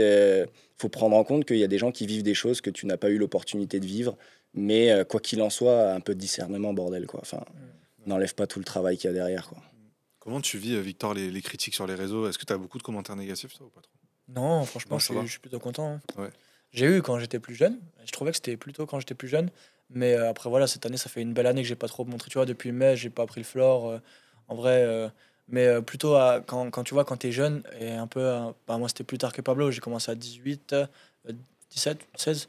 Mais oui, j'ai évolué très vite à un moment. Tu vois, je suis passé de 110 à 125 en 6 mois, 7 mois au snatch. Bah, t'inquiète. Et un mec, comme je t'ai dit, il a posté un truc. Il a écrit quoi? Tu peux pas boire que des fitted et prendre 15 kilos sur ton snatch. Mais gros, j'avais genre 18 ans, mec, et il me casse les couilles. Enfin, c'est dommage, moi, ça m'a fait mal. Franchement, je l'ai pris directement, tu vois. Aujourd'hui, je prête plus attention. Je pense à Mais quand t'es jeune, ça m'a fait chier, tu vois. Et j'ai envie de prouver aux gens, bah non, tu vois, mais mec, qu'est-ce que tu fais, tu vois. En vrai, après, Lucie, elle m'a toujours dit, Vic, réponds, c'est justifié, arrête, tu vois. On s'en fout, genre, laisse-les parler, tu vois. Et moi je pense qu'il faut faire ça, faut laisser parler. Nous aussi, sur un autre domaine, on se prend des critiques, faut laisser parler. Ouais. T'as jamais fini. Non. Tu parles à un mec derrière un écran qui est sûrement, tu vois, bête.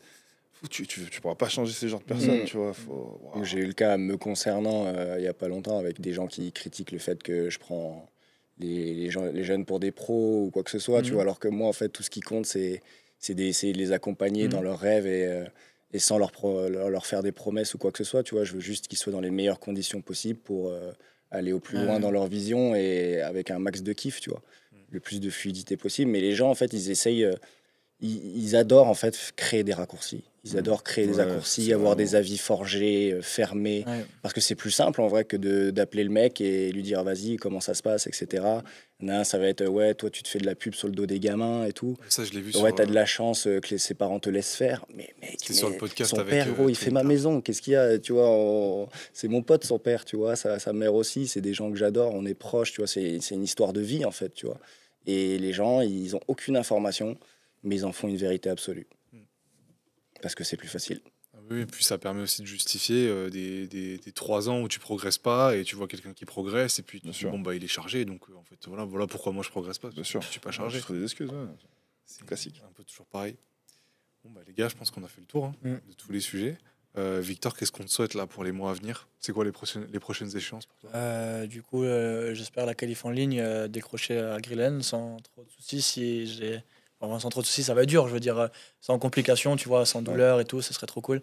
Et l'Indianapolis, le step 1 du coup des World Fitness Project. Après voilà, hein, si j'ai ça dans la poche, déjà je suis trop content pour le début de l'année. Et d'ailleurs, une question que j'ai oublié de te poser, mais tu penses que le format là, full en ligne, il te va bien? Ouais, moi c'est quelque chose qui me correspond bien. Il y a des choses en stade, ça peut être un peu plus compliqué, tu vois, je parlais du run tout à l'heure. Forcément, c'est plus compliqué de caler du run en qualif.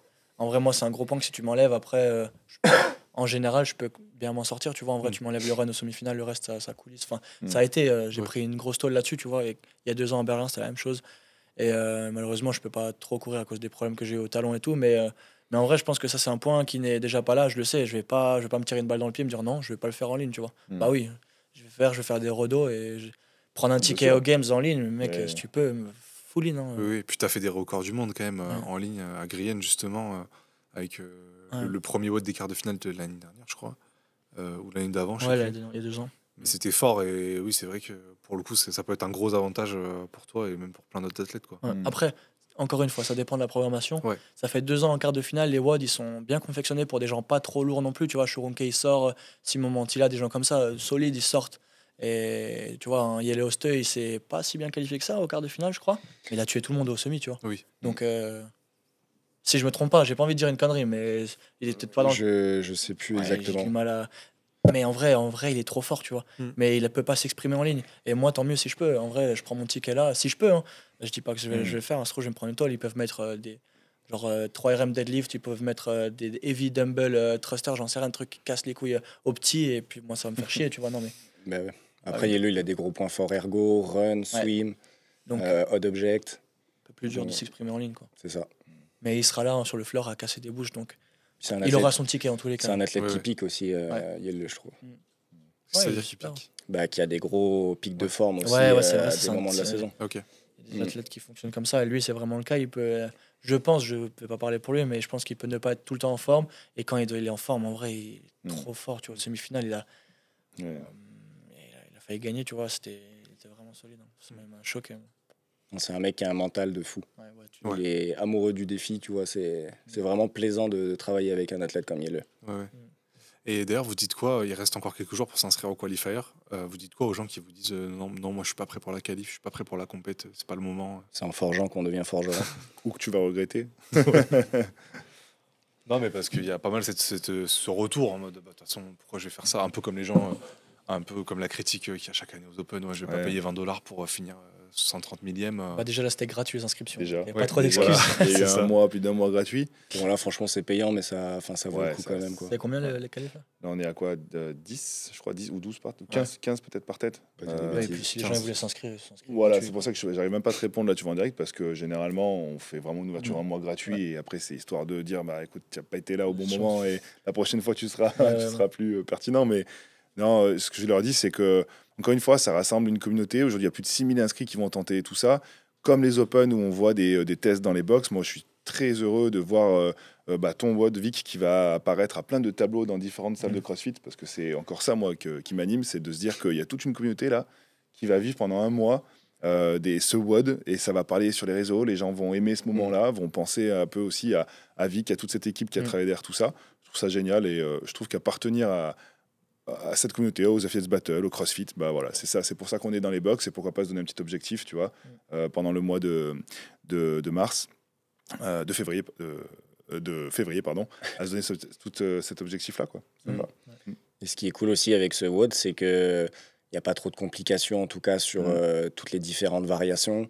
Que vous soyez en master, en élite, en team inter ou quoi que ce soit, c'est un seul WOD, unique, le même pour tout le monde. Vous pouvez vous réunir, être tranquille. S'il y en a un qui connaît mieux les standards que l'autre, vous pouvez vous appuyer dessus. Et puis ce qui est cool aussi, c'est que même si, bon, c'est pas le but premier, mais tu peux avoir un classement qui reste quand même assez pertinent, tu vois, parce que tout le monde a fait le même WOD, quoi. C'est d'ailleurs pour ça même que souvent, ils s'inscrivent un peu dans plusieurs catégories. Donc moi je trouve que ça donne un petit aspect communautaire qui est vraiment sympa, tu vois. Et tu vois, j'ai plein d'amis à moi là qui ont des box que ce soit en Espagne, des amis au Brésil qui ont inscrit des athlètes qui vont le tenter. Et tu vois, la première année où on ouvre à l'extérieur, je trouve ça génial de voir déjà sur les réseaux.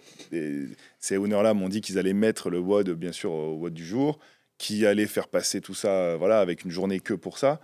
Et on commence, ça y est, à s'ouvrir à l'extérieur. Et grâce à ça aussi, les FS Battle vont vivre de plus en plus loin et plus fort. Donc, c'est cool.